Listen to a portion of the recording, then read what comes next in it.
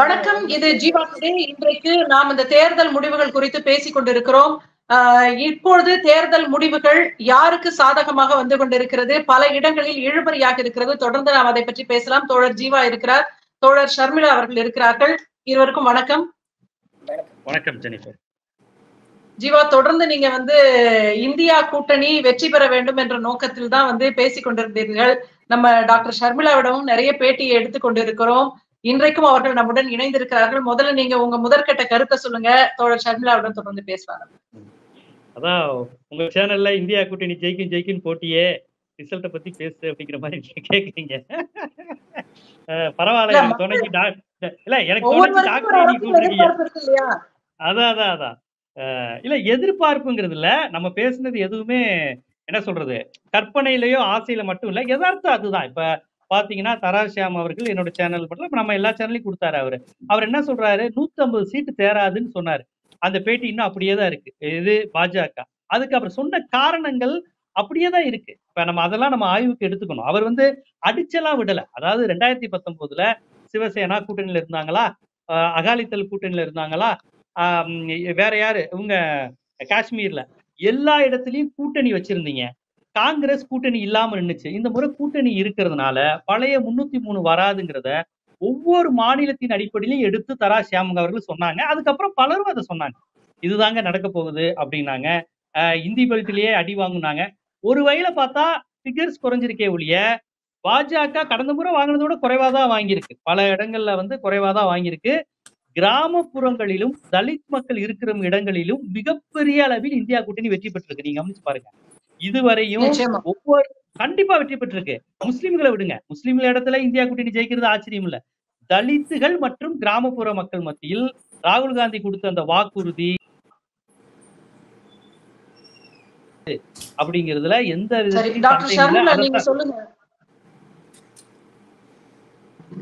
நீங்க ரொம்ப எதிர்பார்ப்போடு வந்து இருந்தீங்க. உண்மையில அதையும் வந்து குறிப்பிடணும். இன்றைக்கு பாத்தீங்கன்னா நமக்கு இருந்த அரசியல் எதிர்பார்ப்புகளை விட பாஜகவுக்கு என்று ஒரு நோக்கம் இந்த தேர்தல்ல இருந்தது. அதை நீங்க எப்படி பாக்குறீங்க? இன்றைக்கு அவர்கள் எந்த இடத்துல நிக்கிறாங்க? மோடியோடைய அரகன்ஸ், அவர் வந்து பார்லிமெண்ட்ல பேசும்பொழுது என்ன சொன்னாரு, அடுத்த முறை பாருங்க காங்கிரஸ் தலைவர்கள்லாம் கேலரியில உட்கார்ந்து இருப்பாங்க அப்படின்னு சொன்னாரு ஒரு இடத்துல. இப்ப கூட சமீபத்துல தேர்தல் பிரச்சாரத்துல சொன்னாரு, ராகுல் வயசு அளவுக்கு கூட காங்கிரஸ் சீட்டு வாங்காது அப்படின்னு சொன்னாரு. ஆனா 2019 விட அவங்களுடைய கணக்கை டபுள் ஆக்கியிருக்கு இன்னைக்கு காங்கிரஸ். அதுவே ஒரு பெரிய வெற்றியா நான் பாக்குறேன். எந்த ஒரு போருமே நாம வெற்றி பெறணும் அப்படிங்கறத தாண்டி நாமளும் களத்துல இருக்கோம், நாங்க டஃப் ஃபைட் கொடுக்கிறோம், எங்களை அவ்வளவு எளிதில் நீங்க ஒதுக்கி தள்ளிட முடியாது, எங்களை வந்து நீங்க அப்படியே டோட்டலா வந்து இரேஸ் பண்ணிட முடியாது அப்படிங்கிற ஒரு விஷயத்த இன்னைக்கு காங்கிரஸ் ப்ரூவ் பண்ணிருக்கு. இது காங்கிரஸுக்கு இந்த தேர்தல் ஒரு மிகப்பெரிய ஒரு ரிவைவலா நான் பாக்குறேன். காங்கிரஸ் காடருக்கு ஒரு மிகப்பெரிய ஒரு மொரால் பூஸ்டா வந்து இந்த தேர்தலை நான் பாக்குறேன். சோ இந்தியா அலையன்ஸ் ஆட்சி அமைக்குதோ இல்லையோ, இன்னைக்கு பாத்தீங்கன்னா மோடி அரசாங்கத்தை பாஜகவை தனி பெரும்பான்மையில இருந்து இறக்கி இன்னைக்கு கிட்டத்தட்ட ஒரு 60-70 சீட்டு பின்னடைவு ஏற்படுத்துறதுக்கான ஒரு களத்தை அவங்க ஏற்படுத்தி இருக்கிறாங்க. In spite of everything being against. யோசிச்சு பாருங்க, தேர்தல் ஆணையம் செலக்ஷன்ல இருந்து இண்டிபெண்டன்ட் இன்ஸ்டிடியூஷன்ஸ்ல கைக்குள்ள போட்டுக்கிட்டு இவங்களுடைய அக்கௌண்ட்டை முடக்கி எதிர்கட்சி சிட்டிங் சிஎம்ஸ் எல்லாம் தூக்கி ஜெயில போட்டு இவங்க கோதி மீடியாவை கையில போட்டுக்கிட்டு இவங்களுக்கு எதிராக பிரச்சாரத்தை தொடர்ந்து கத்தவிழ்த்து விட்டு இப்படி எல்லா விதத்திலையும் காங்கிரஸை முடக்க முயற்சி பண்ணாங்க. இதற்கு தேர்தல் ஆணையம் ஒத்து போச்சு. மோடி 3 நாள் தான் மௌன விரதம் இருந்தாரு. ஆனா தேர்தல் ஆணையம் 44 நாள் மௌன விரதம் இருந்ததை வந்து நம்ம கண்கூடா பார்த்தோம். சோ இது எல்லாமே வந்து காங்கிரஸுக்கு எதிராகவும் இந்தியா கூட்டணிக்கு எதிராகவும் இருந்த போதிலும் இந்த அளவுக்கு வந்து ஒரு டஃப் ஃபைட் அவங்க கொடுத்திருக்கிறாங்கன்னா உண்மையிலேயே காங்கிரஸ் இந்தியா அலையன்ஸ் உடைய வெற்றியா தான் நான் இதை பாக்குறேன். இன்னைக்கு வந்து பிஜேபி ஒரு ப்ரூட் மெஜார், நாளைக்கு இன்ஃபேக்ட் இன்னைக்கு பிஜேபி அரசாங்கம் அமைக்கிறாங்கன்னு வச்சுப்போமே, அதுவே ப்ரூட் மெஜாரிட்டியா இருக்காது. ஒரு கோலிஷன் கவர்மெண்ட் ஃபார்ம் பண்ற நிலைமைக்கு இன்னைக்கு கொண்டு வந்து விட்டுட்டாங்க. இன்னைக்கு கூட்டணி கட்சிகளுடைய தயவோட தான் பாஜக ஆட்சி அமைக்கணும் அப்படிங்கிற ஒரு நிலைமையில கொண்டு வந்து விட்டுருக்காங்கன்னா சர்வாதிகாரியான மோடிக்கு எவ்வளவு பெரிய சங்கடமான ஒரு சூழ்நிலைய இவங்க ஏற்படுத்தி இருக்கிறாங்க. அவரால இந்த சிச்சுவேஷன்ல சர்வை பண்ண முடியுமா அப்படிங்கறத நம்ம பாக்கணும். இன்னமும் களம் அவங்களுக்கு எதிராக தான் இருக்கு. இப்ப மட்டும் காங்கிரஸ்க்கு களம் சாதகமா ஆயிடுச்சுன்னு நான் சொல்லல. பிரசிடென்ட் திரௌபதி முர்மு இருக்கிறாங்க. தனிப்பெரும் கட்சியான பாஜகவை ஆட்சி அமைக்கணும் அப்படின்னு கூப்பிடுவாங்க. பாண்டிச்சேரியில நடந்த மாதிரி அவங்களுக்கு இனஃப் டைம் கொடுத்து நீங்க எங்கெல்லாம் பேரம் பேசணுமோ எப்படி எல்லாம் பேசி எந்த கூட்டணிய பிரிச்சு அங்கேருந்து கட்சிகள்லாம் இழுக்க முடியுமோ இழுத்துட்டு வாங்கங்கிற அளவுக்கு அவங்களுக்கு டைம் கொடுப்பாங்க. அதையும் நம்ம பாக்குறோம். அப்போ இதே டேபிள் டர்ன்டா இருந்தது. நான் யோசிச்சு பாருங்க, இப்போ காங்கிரஸ் இந்தியா அலையன்ஸ் 290 இருக்கு, பிஜேபி 230 சொச்சம்ல இருக்குன்னா கண்டிப்பா பிஜேபி வந்து எதிர்கட்சியில் கூட்டணியில் இருக்கக்கூடிய கட்சிகளை கலைத்து தன் பக்கம் இழுக்கிறதுக்கான முயற்சியில இறங்கும். இன்னைக்கு காங்கிரஸ் அதை செஞ்சா தப்பே இல்லைங்கிறனா. இன்னைக்கு ஒரு கொஞ்ச நேரம் முன்னால வந்து ஜெயராம் ரமேஷ் சொல்லியிருக்காங்க, மல்லிகார்ஜுன் கார்கே சொல்லியிருக்காங்க, எதிர்கட்சியில இருக்கக்கூடிய முக்கியமான 2 நபர்கள்னு பாத்தீங்கன்னா ஒண்ணு நிதிஷ்குமார், இன்னொன்னு வந்து சந்திரபாபு நாயுடு. இன்னைக்கு அவங்க 2 பேரும் ஒரு பிவட்டல் ஒரு பொசிஷன்ல இருக்கிறாங்க. அவங்க என்ன முடிவு எடுக்கிறாங்க அப்படிங்கறத பொறுத்து லாஸ்ட் மினிட்ல கூட காட்சிகள் மாறலாம் அப்படிங்கிறது உண்மையிலேயே இந்த தேர்தல் வந்து ஒரு நெயில் பைட்டிங் பினிஷ் ஆகிருக்குன்னு நான் பாக்குறேன். ஏன்னா யூசுவலா தொடர்ந்து பேசலாம். இன்னொரு தோழர் இணைந்து இருக்கிறார், அவரையும் இணைப்புல சேர்க்கிறேன் நானு. வணக்கம் வணக்கம் வணக்கம் டான் அசோக் சார். வணக்கம். நீங்க பாத்தீங்கன்னா தேர்தல் எல்லாருமே வந்து ஆர்வமா எதிர்நோக்கிட்டு இருந்தாங்க. நாமும் நிறைய பேசி இருக்கிறோம். நீங்க இன்றைக்கு பிரதமர் மோடியை வந்து எப்படி பாக்குறீங்க? இப்ப அதை பற்றி தான் நாங்க பேசிட்டு இருந்தோம். ஒரு நெயில் பைட்டிங் ஒரு ஸ்டேஜா இருக்கு அப்படின்னு டாக்டர் ஷர்மிளா சொல்லியிருந்தாங்க. பிரதமர் மோடி வந்து ஒரு தனி பெரும்பான்மை கிடைக்காத சூழலை எப்படி பாக்குறாரு? உங்களுடைய பார்வை என்ன சொல்லுங்க. முதல்ல எனக்கு எந்த மாதிரி ஒரு எண்ணம் இருந்துச்சுன்னா, இந்த சின்ன வயசுல நமக்குலாம் ஒரு நம்பிக்கை இருக்கும்ல, கிடைக்காதுன்னு நினைச்சாதான் கிடைக்கும் அப்படின்னு நினைச்சுக்கிட்டு, அது மாதிரி கடந்த ஒரு 2-3 நாளாவே எப்படி அவங்க தான் வந்துருவாங்கன்னே நினைச்சுக்கிட்டே இரு. அப்படிதான் ஏதோ ஆப்போசிட்டா வரும், அல்லது ஏதாவது ஏமாற்றம்னா கூட தாங்கிக் கொள்ளக்கூடிய ஒரு, ஏன்னா இது ரொம்ப பெரிய 3வது முறை மோடி அறுதி பெரும்பான்மையுடன் ஆட்சிங்கிறது மாதிரி ஒரு கேடு. நீங்க இன்னொரு விஷயம் யோசிச்சு பாத்தீங்கன்னா, நான் ஒரு 5-6 வருஷத்துக்கு முன்னாடி ஒரு இடத்துல பேசும்போது சொன்னேன், இந்த மோடியின் ஆட்சியில் இருக்கிற இளைஞர்கள் எவ்வளவு துரதிருஷ்டம் வாய்ந்தவர்கள்னா, அவர்களோட அந்த பிரைம் டைம் இருக்குல்ல, அந்த வயது, அந்த இளமை, மோடி மாதிரி ஒரு பிஎம் கீழே போறது மாதிரி ஒரு கொடுமை எதுவுமே கிடையாது. அது கிட்டத்தட்ட 2ஆம் உலகப் போர் சமயத்துல இளமையை தொலைத்தவர்களுக்கு ஈடானதாக நான் பாக்குறேன். அப்ப இன்னொரு விஷயம், இது வந்து முதல் விஷயம். அப்படி ஒரு மிகப்பெரிய தோல்வியே எதிர்பார்த்து காத்திருந்த எனக்கு இந்த வெற்றியே வந்து மிகப்பெரிய வெற்றியாக எனக்கு தெரிகிறது. காங்கிரஸ் இவ்வளவு பெரிய கம்பேக் கொடுத்திருக்கிறது, ஷர்மிளா மேடம் சொன்னது மாதிரி அப்படியே டபுள் ஆக்கி இருக்கிறது, யூபியில ஜெயித்து இருக்கிறது, இது போன்ற விஷயங்கள்லாம் நமக்கு மிகப்பெரிய வெற்றியாக, இந்த இவர் சொன்ன மாதிரி this might be a small step for me but it is a giant leap for the human kind in Armstrong சொன்ன மாதிரி காங்கிரஸ் எடுத்து வைத்திருப்பது இது ஒரு சின்ன அடினாலும் இந்திய ஜனநாயக பரப்புல பாத்தீங்கன்னா இது ஒரு மிகப்பெரிய தாவலா தான் நம்ம பார்க்க வேண்டியது இருக்கிறது. 2. 3வது, ஒரு நார்சிசிஸ்டின் தோல்வியை அவரது முகத்தில் பார்ப்பதை விட ஒரு இன்பம் வந்து ஒருத்தருக்கு கிடைக்கவே கிடைக்காது. நான் மோடியினுடைய அந்த நார்சிச வெறி பிடித்த, பாசிச வெறி பிடித்த, தான் என்ற அகந்தையில் மிதக்கிற கடவுளின் குழந்தையாகவே தன்னை கருதி கொண்டு வாழ்கிற அந்த மனிதனின் முகத்துல தோல்வியை பார்ப்பதற்கு நான் ரொம்ப ஆவலா இருக்கேன். அதுவும் அந்த காலையில எனக்கு அந்த மாதிரி அப்ப எல்லாம் ஏன் லைவ் போடுங்களேன்டா, நீங்க ராக்கெட் எவனோ ராக்கெட் விடுறான், அங்க வராரு மோடி, எவனோ 6 அடிக்கிறான், அங்க வராரு மோடி, வாரணாசியில 6000 ஓட்டு பின்தங்கிறப்ப காட்டுங்களேன். 6000 ஓட்டு பின்தங்கி இருக்கும்போது நீங்க ஜஸ்ட் இமேஜின், நினைச்சு பார்க்கவே சந்தோஷமா இருக்கு மோடியோட மூஞ்சி எப்படி இருக்கும், அந்த திமிர் உனக்கு எப்படி. நீ அங்கேதானே நின்றுட்டு சொன்ன, வாரணாசில நின்று தானே சொன்ன, நான் வந்து கடவுளே என்ன அனுப்பியிருக்காருன்னு இப்ப சொல்லு. அது போல ஒரு சில நிமிடங்களாவது இந்த சுப்பிரமணியபுரத்த படத்துல டயலாக் வரும், மரண பயத்தை காட்டிட்டாங்க பரமானு. அதுதான் இன்னைக்கு வந்து மோடிக்கு வாரணாசி வாக்காளர்கள் ஒரு சில நிமிடம் வந்து மரண பயத்தை காட்டியிருக்காங்க. இது வந்து அவர்களுடைய மிகப்பெரிய தோல்விக்கு முதல் படியா நான் பாக்குறேன். இன்னொன்னு, எனக்கு மிகப்பெரிய நம்பிக்கை இருக்கிறது, தனிப்பெரும்பான்மை இல்லாமல் எல்லோரையும் ஒருங்கிணைத்து ஆட்சி நடத்துகிற ஒரு பக்குவமோ ஒரு மனநிலையோ ஒரு அரசியல் தன்மையோ தலைவருக்குண்டான பண்போ மோடிக்கு கிடையவே கிடையாது. பாசிஸ்டுகளால் ஒரு நாளும் அரவணைத்து ஒரு ஆட்சியை நடத்த முடியாது. அதனால நிச்சயம் பாஜக ஆட்சி ஒருவேளை அமைந்தாலுமே கூட அது இப்படிலாம் ஒரு 2 கைகளும் 2 கால்களும் கட்டப்பட்டு மோடியால் செயல்படவே முடியாத ஒரு ஆட்சியா இருக்கும். கண்டிப்பா அவர் ஆட்சியிலும் இருக்க போவதில்லை அப்படிங்கிறத நம்ம பார்க்க போறோம். அப்ப இனிமேதான் வேடிக்கையே இருக்கு அப்படிங்கிறது தான் நம்ம பொறுத்திருந்து பார்க்க வேண்டிய விஷயமாக இருக்குது. நிச்சயமா. ஜீவா நீங்க சொல்லுங்க. இன்றைக்கு பாத்தீங்கன்னா, ஒரு மிகப்பெரிய ஊடக பலத்தோட அதிகார பலம், பணபலம் இதையெல்லாம் தாண்டி மிகப்பெரிய ஒரு ஊடக பலத்தோட தான் வந்து பாஜக களம் இறங்கியது. அது எந்த அளவுக்கு இந்த தேர்தல்ல அவங்களுக்கு சாதகமா இருந்தது அப்படின்னு சொல்லுங்க. எதிர்க்கட்சிகளுக்கு எந்த அளவுக்கு பாதகமா இருந்தது? உங்களுடைய பார்வை என்ன? அதாவது கடந்த முறை வந்து பாஜக கூட்டணியோடு ஜெயிச்சாங்க. இந்த முறை எல்லாமே இந்தியா கூட்டணி பக்கம் வந்துட்டாங்க. ஆனா காங்கிரஸ் ஒரு பலமில்லாத கூட்டணி தான். பலமான கூட்டணி பாஜகவும், தேர்தல் ஆணையமும், ஊடகங்களும் தான். அவ்வளவு பெரிய கூட்டணி பாஜக வச்சுச்சு. அதாவது உங்களுக்கு என்னங்க பெரிய திமுக, பெரிய மம்தா, பெரிய ஒரிசா, நீங்க யாரை வேணா எடுத்துக்கோங்க. தேர்தல் ஆணையத்துக்கு முன்னாடி ஒரு கூட்டணியே கிடையாதுங்க. இந்த முறை அவங்க கூட்டணி கட்சி எல்லாத்தையும் விரட்டி விட்டாங்க. அகாலிதள் கிடையாது, சிவசேனா கிடையாது, எல்லாத்தையும் அவங்க விரட்டி விட்டாங்க. எல்லாத்தையும் இந்தியா கூட்டணிக்கு தள்ளிட்டாங்க. நம்ம என்ன சொல்லிக்கிட்டு இருக்கோம்? இந்தியா கூட்டணியே பாரியா, தமிழ்நாடு சிஎம் இருக்காரியா, மம்தா மேற்கு வங்க சிஎம் இருக்காங்கயா, டெல்லி சிஎம் இருக்காங்கயா, அங்க பாரியா ஜான் பாண்டியன் இருக்காங்க, அப்னாத்தல் இருக்கிறாங்க, மாஞ்சின்னு ஒருத்தர் இருக்காரு, இவங்கெல்லாம் யாரியா?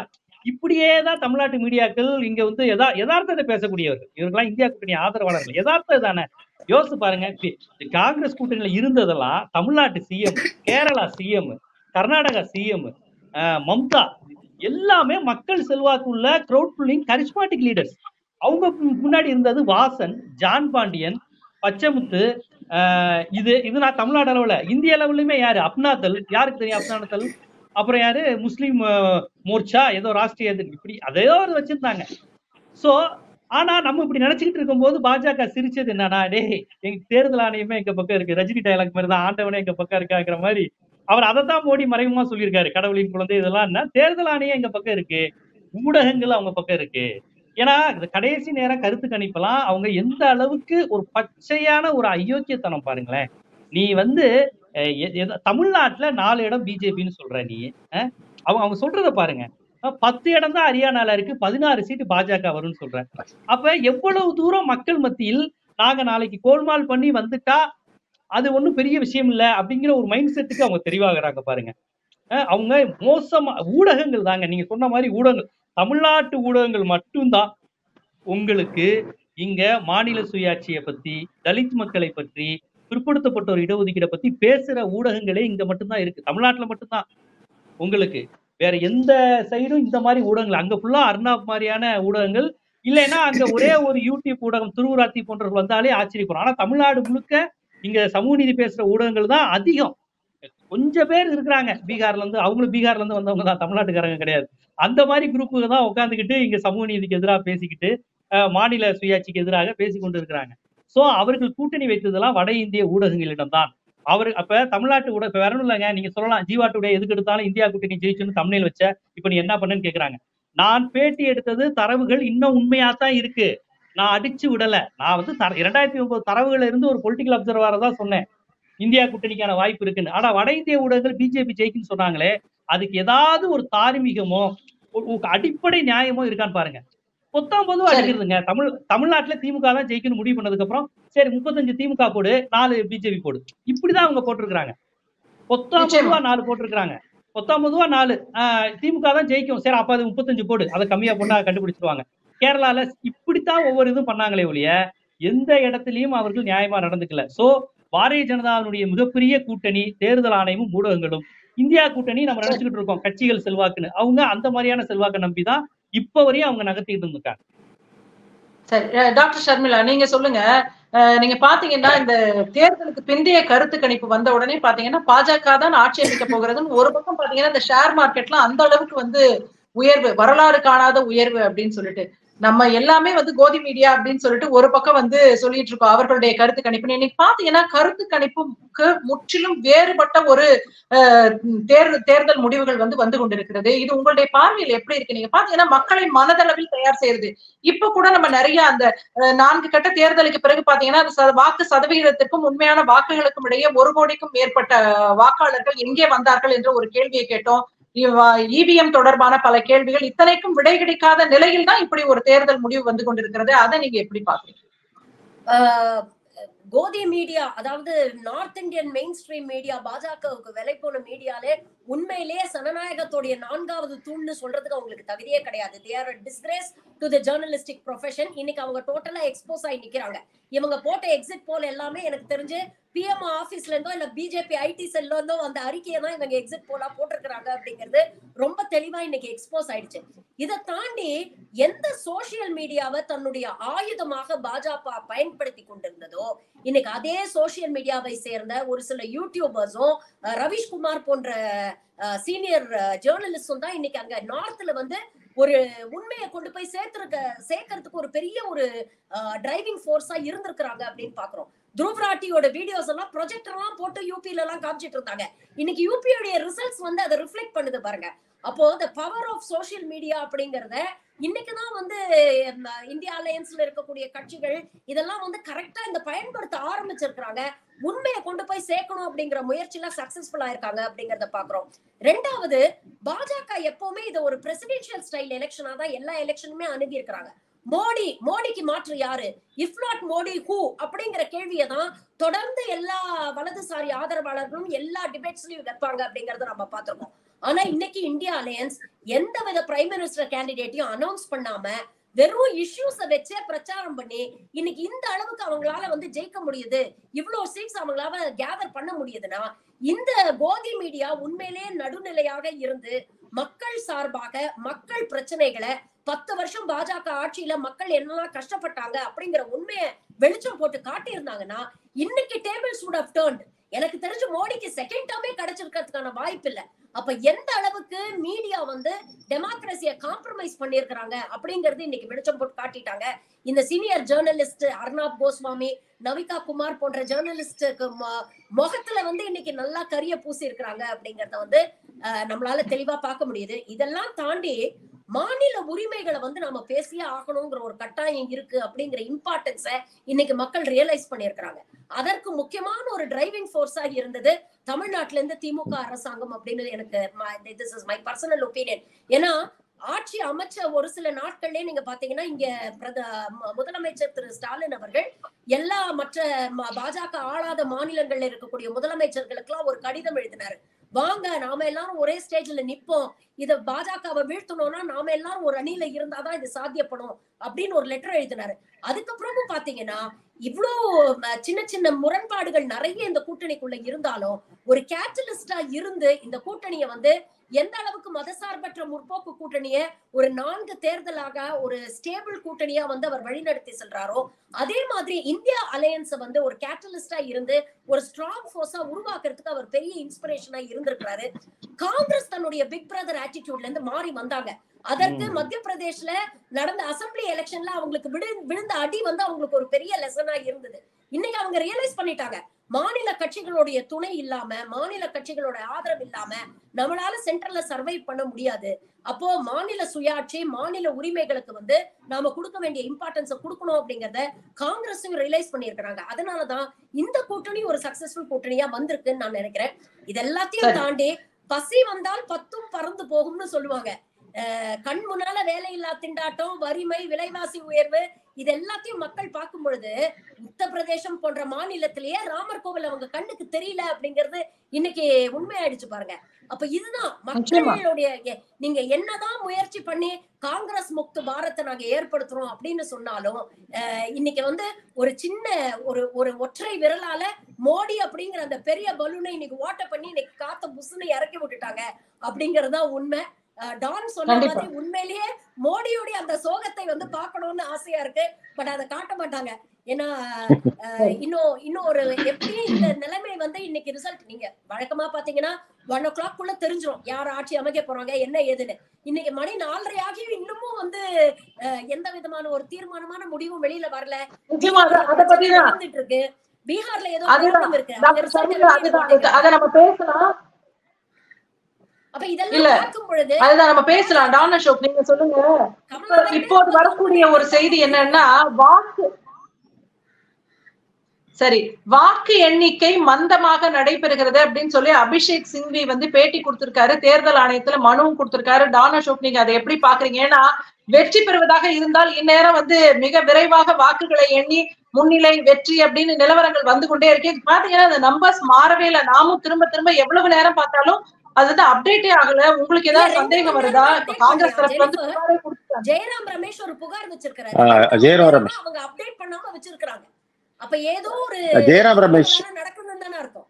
இப்போ நீங்க எப்பயுமே வந்து இந்த மாதிரி முக்கியமான தலைவர்கள், இப்போ தளபதி மேயரா இருந்தப்ப கூட இதே மாதிரி ஒரு விஷயம் நடந்துச்சு. ஜெயலலிதா ஆட்சியில் இருக்கிறப்ப தளபதி ஜெயிக்க விடாமல், அந்த முடிவை அறிவிக்க விடாமல் இழுத்துக்கிட்டே போறதுன்றது ஒரு தொகுதி 2 தொகுதியில நம்ம கேள்விப்பட்டிருக்கோம், பண்ணக்கூட வாய்ப்பு உண்டு. ஆனால் 100 தொகுதிகள், கிட்டத்தட்ட 100 தொகுதிகள்ல 1000க்கும் குறைவான அளவுதான் வித்தியாசத்துல பாஜக முன்னிலையில இருக்குங்கிற செய்தியும் வந்துகிட்டே இருக்கும் பொழுது இப்படி நிப்பாட்டி வைத்திருப்பது என்பது ஒரு தோல்வியை தள்ளி போடுவதற்கு அல்ல, என்ன செய்யலாம்ன்ற ஒரு, ஏன்னா ஜெயராம் ரமேஷ் அவரோட ட்வீட்ல புகார்ல கூட ரொம்ப தெளிவா என்ன சொல்றாரு அப்படின்னா, எங்கிருந்து வந்த உத்தரவின் பேர்ல நீங்க இதை பண்றீங்கன்னு இசிஐ கேட்கிறாரு, எலெக்ஷன் கமிஷன்ட்ட. பிஎம் ஆபீஸ்ல இருந்து வந்துச்சா, பிஜேபி ஆபீஸ்ல இருந்து வந்துச்சான்னு. சோ இது எல்லாமே வந்து தோல்வியை தள்ளி போடுகிற விஷயமா தான் இருக்குமே தவிர மற்றபடி. இன்னொன்னு, நீங்க ஒரு விஷயம், எப்பையும் விட வட இந்தியாவில இருக்கிற காங்கிரஸ் கேடர்ஸ், இந்தியா கூட்டணி தலைவர்கள் வந்து இந்த இந்த வாக்கு எண்ணிக்கை, இவிஎம் விஷயங்கள்ல ரொம்ப விஜிலண்டா இருந்ததை நம்ம இந்த தடவை பார்த்தோம். அவங்க ரொம்ப கவனமாக இருந்தார்கள். அது வந்து தமிழ்நாட்டிலிருந்து கற்றுக்கொண்ட பாடமாக கூட இருக்கலாம். நம்ம எப்பயுமே ரொம்ப கவனமா இருப்போம். போன தேர்தலில் கூட தளபதி முன்னாடியே சொன்னாரு, நீங்க எப்பயுமே வாக்குச்சாவடிகளை பாத்துக்கங்க, எங்கெல்லாம் இவிஎம் வைக்கப்பட்டிருக்கிறதோ நீங்க வந்து அந்த இடத்துல வந்து ரொம்ப கவனமாக இருங்கள்னு. அது வடநாட்டிலும் பற்றி இருக்கிறதுனால 100 இடங்கள் எல்லாம் அவர்களால ஏமாற்ற முடியாது அப்படிங்கிற ஒரு சிறு நம்பிக்கை எனக்கு இருக்கிறது. ஏன்னா நான் சொன்னது போல, இவர் ஜீவா சொன்னது போல, இசிஐனுடைய முழு கூட்டணி பலத்தை, ஏன்னா ரொம்ப ஆப்வியஸா தெரியுதுங்க. எலெக்ஷனுக்கு கொஞ்ச நாளைக்கு முன்னாடி அப்ப இருக்கிற கமிஷனர் வந்து ரிசைன் பண்ணிட்டு போறாரு. அப்ப இவங்க ஏதோ பேசியிருக்காங்க, அவரால் பண்ண முடியலன்னு சொல்லிட்டு இவங்களுக்கு வசதியா ஒருத்தரை கொண்டு வராங்க. இவ்வளவு ஆப்வியஸா தான் அவங்க எல்லாமே பண்றாங்க.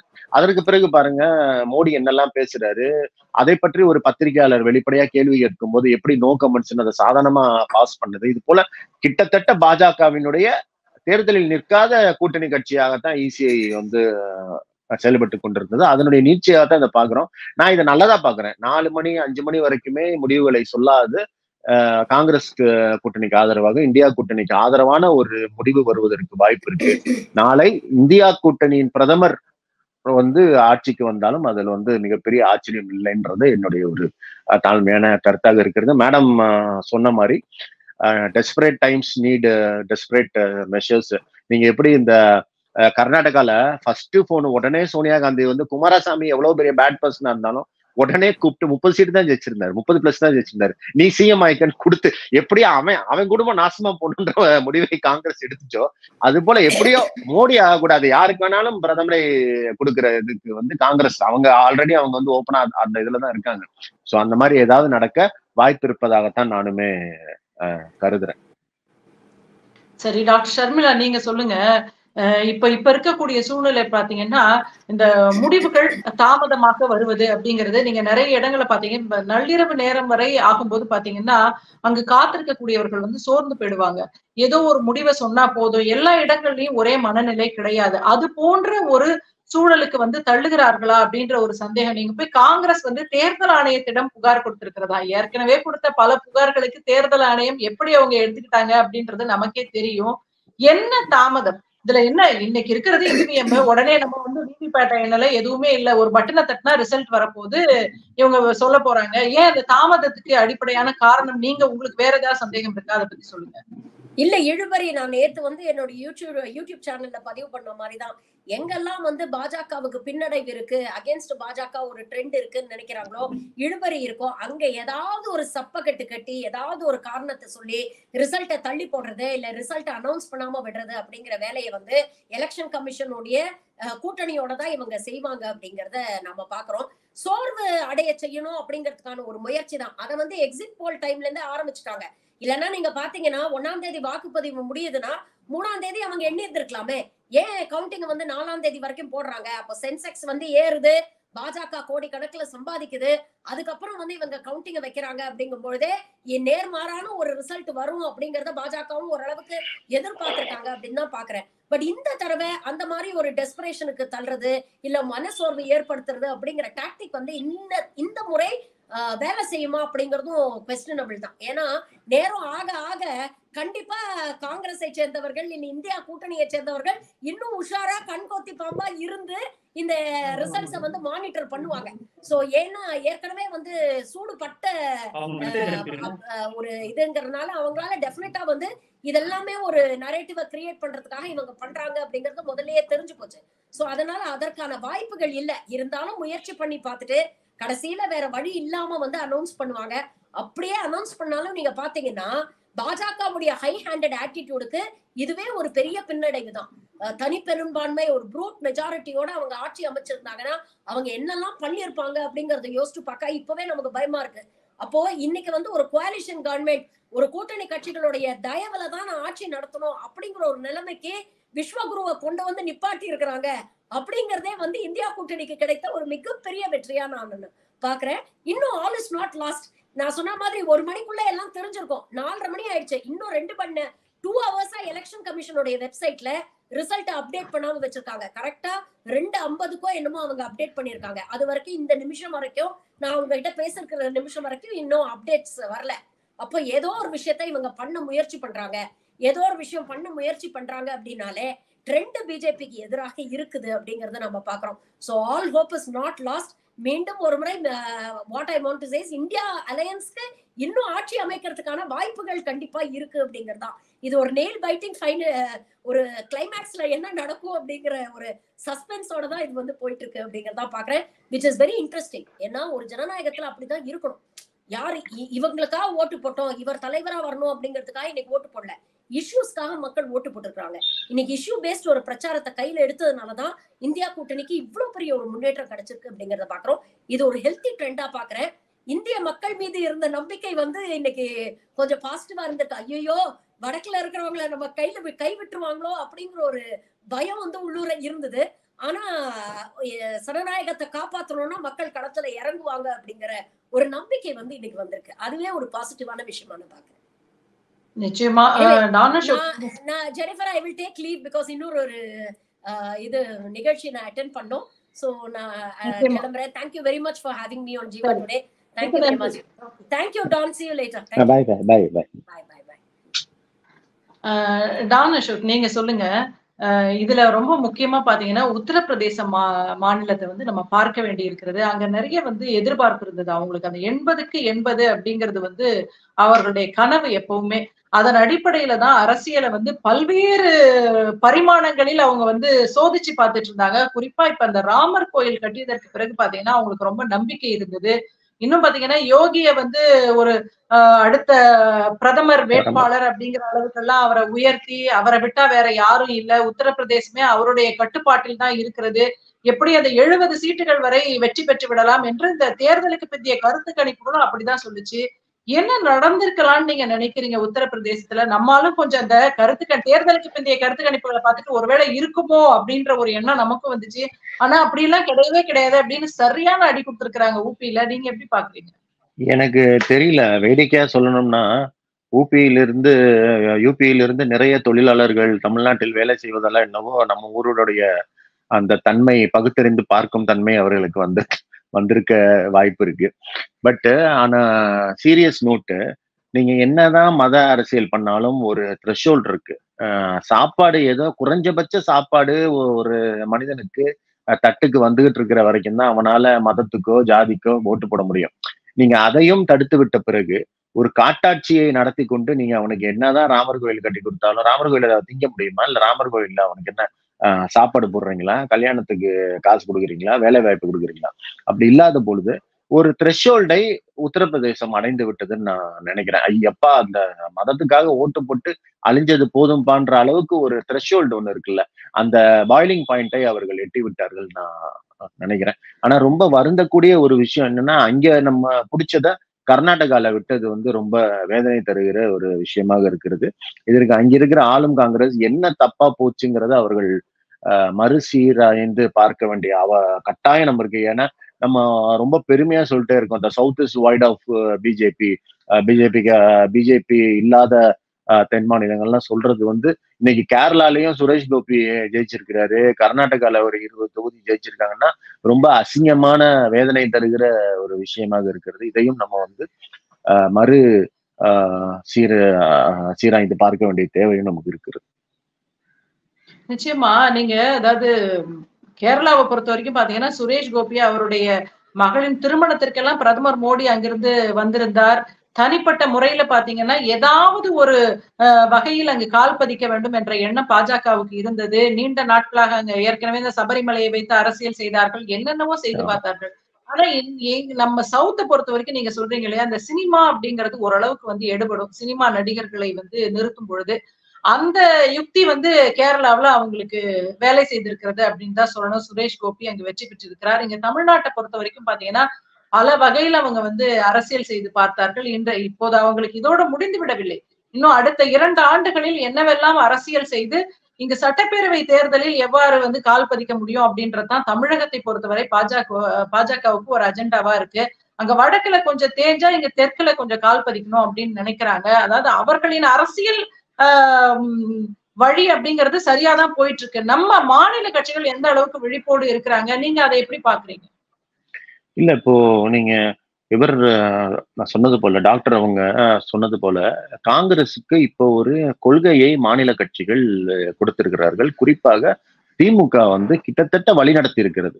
காங்கிரசினுடைய தேர்தல் அறிக்கை ஆகட்டும், ராகுல் காந்தியினுடைய ஓபிசி பாலிடிக்ஸ் ஸ்பீச்சஸ் ஆகட்டும், ராகுல் காந்தி மக்களை பார்த்து உங்க ஜாதியில எத்தனை பேர் இந்த ஊர்ல டாக்டரா இருக்காங்க, ஜட்ஜா இருக்காங்கன்னு எழுப்பக்கூடிய நம்மளுடைய திராவிட இயக்கத்து சார்ந்த கேள்விகள் ஆகட்டும், இது எல்லாமே பாஜகவிற்கு எதிராக நீ என்ன ஆயுதத்தை தூக்க வேண்டும்னு காங்கிரசுக்கு ஒரு மிகப்பெரிய மாநில கட்சியான திமுக சொல்லி கொடுத்திருக்கிறது.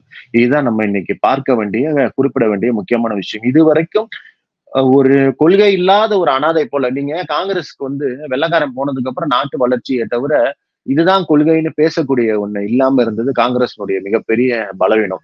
அப்ப ஃபார் ரைட்டா பிஜேபி போகும்போது அப்ப எங்கடா போலாம், சாஃப்ட் ரைட்டா இருந்துகிட்டு பிஜேபியை அடிக்க முடியாது. நம்ம ஒரு திராவிட கட்சியை போல திமுகவை போல மக்கள் சார்ந்த சமூக நீதி சார்ந்த ஒரு அரசியலை பேசினாதான் இந்த ரைட் விங் பாலிடிக்ஸ் அடிக்க முடியுன்ற அந்த நிலைக்கு இன்றைக்கு வந்திருக்கிறது. பிளஸ் இதனோட ரொம்ப ரொம்ப முக்கியமானது என்னன்னா, you can never win over Tamil பீப்புள்னு ஒரு தேசிய கட்சியினுடைய ஒரு தலைவர் ராகுல் காந்தி வந்து பாராளுமன்றத்துல பேசுற அளவுக்கு மாநில மக்களின் உரிமையும் மாநில மக்களுடைய அந்த மனநிலைக்கு மதிப்பு கொடுக்க வேண்டியதும் பிரதமராக வாய்ப்பு இருக்கக்கூடிய ஒரு தலைவருக்கு தெரிகிறதுன்னா, இது மாநில உரிமையும் மாநில கட்சிகளினுடைய முக்கியத்துவமும் எப்படி மைய அரசியல் இனிமே பேசு பொருளாக போகுதுன்னு தெரியும். நீங்க இன்னொன்னு யோசிச்சு பாருங்க, இன்னுமே பாஜக மட்டும் இல்ல, காங்கிரஸ் மட்டும் இல்ல, எந்த கட்சியுமே அறுதி பெரும்பான்மை பெற்று எங்களுக்கு யாருமே தேவையில்லைன்னு மத்தியில் ஆட்சி அமைக்கக்கூடிய சூழல் வரவே போறதில்லை. ஏன்னா இந்திய மக்களினுடைய மனநிலை வந்து அவ்வளவு டிவைடடாக இருக்கிறது. டிவைடட் இந்த சென்ஸ் அவர்களுடைய எதற்காக வாக்களிக்கிறார்கள் அப்படிங்கிறதுல அவர்களுக்குள்ள நிறைய வேறுபாடு இருக்கு. இன்னைக்கு பாருங்க, தமிழ்நாடு எவ்வளவு என்ன அடித்தாலும் அவங்க ரொம்ப தெளிவா தமிழக மக்கள் இருக்கிறார்கள் மோடி வேணாங்கிறதுல. இந்த உறுதி வந்து கர்நாடகால இல்ல. கர்நாடகால காங்கிரஸ் இருக்கு, டிகேஎஸ் இருக்காரு, சித்தராமையா போன்ற தலைவர் இருந்தாலும் இன்னைக்கு பாஜக ஒரு 20 தொகுதிகளை ஜெயித்திருப்பது நமக்கு ஒரு வேதனையை கொடுக்கிறது. அப்ப இந்த மாதிரி நிறைய விஷயங்கள் புலப்படியாக இருக்கும் பொழுது ஒரு தேசிய கட்சி இனிமே மையத்துல வந்து மாநிலங்களை ஆட்டி படிக்கக்கூடிய சூழல் வந்து இருக்கவே இருக்காதுன்னு உறுதியாக நம்பலாம். எனக்கு தெரிஞ்சு இது மாநில சுயாட்சிக்கான ஒரு முதல் படி. இனிமே காலம் வந்து மாறிக்கிட்டே இருக்கு.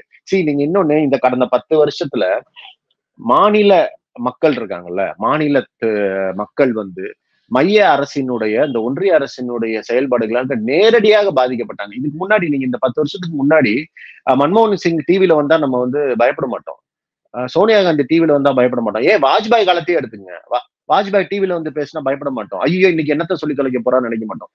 ஆனால் மோடியால நேரடியாக மோடிக்கு வாக்கே அளிக்காத தமிழ்நாட்டை சேர்ந்த ஒரு தமிழன், எந்த காலத்திலும் மோடி பிரதமராக விரும்பாத தமிழ்நாட்டை சேர்ந்த 7 கோடி மக்களும் மோடி போடுகிற சட்டத்திற்கு ஆளாக வேண்டியிருக்கிறது, மோடி கொண்டு வருகிற கல்வி மாற்றங்களுக்கு ஆளாக வேண்டியிருக்கிறதுனா இந்த இடத்துல எங்க ஜனநாயகம் இருக்கு? ஜனநாயகமே இல்லையே. நாம் தேர்ந்தெடுத்த ஒரு தமிழக அரசு ஒரு சட்டத்தை போட்டா இங்க ஆளுநராக இருக்கக்கூடிய ஒரு அடிமை வந்து அதை தடுத்து கொண்டு நிற்கிறது. இதுல எங்க ஜனநாயகம் இருக்கு? ஜனநாயகமே இல்லையே, டெமோக்ரஸியே இல்லையே. இங்க வந்து சர்வாதிகாரம் தானே இருக்கு.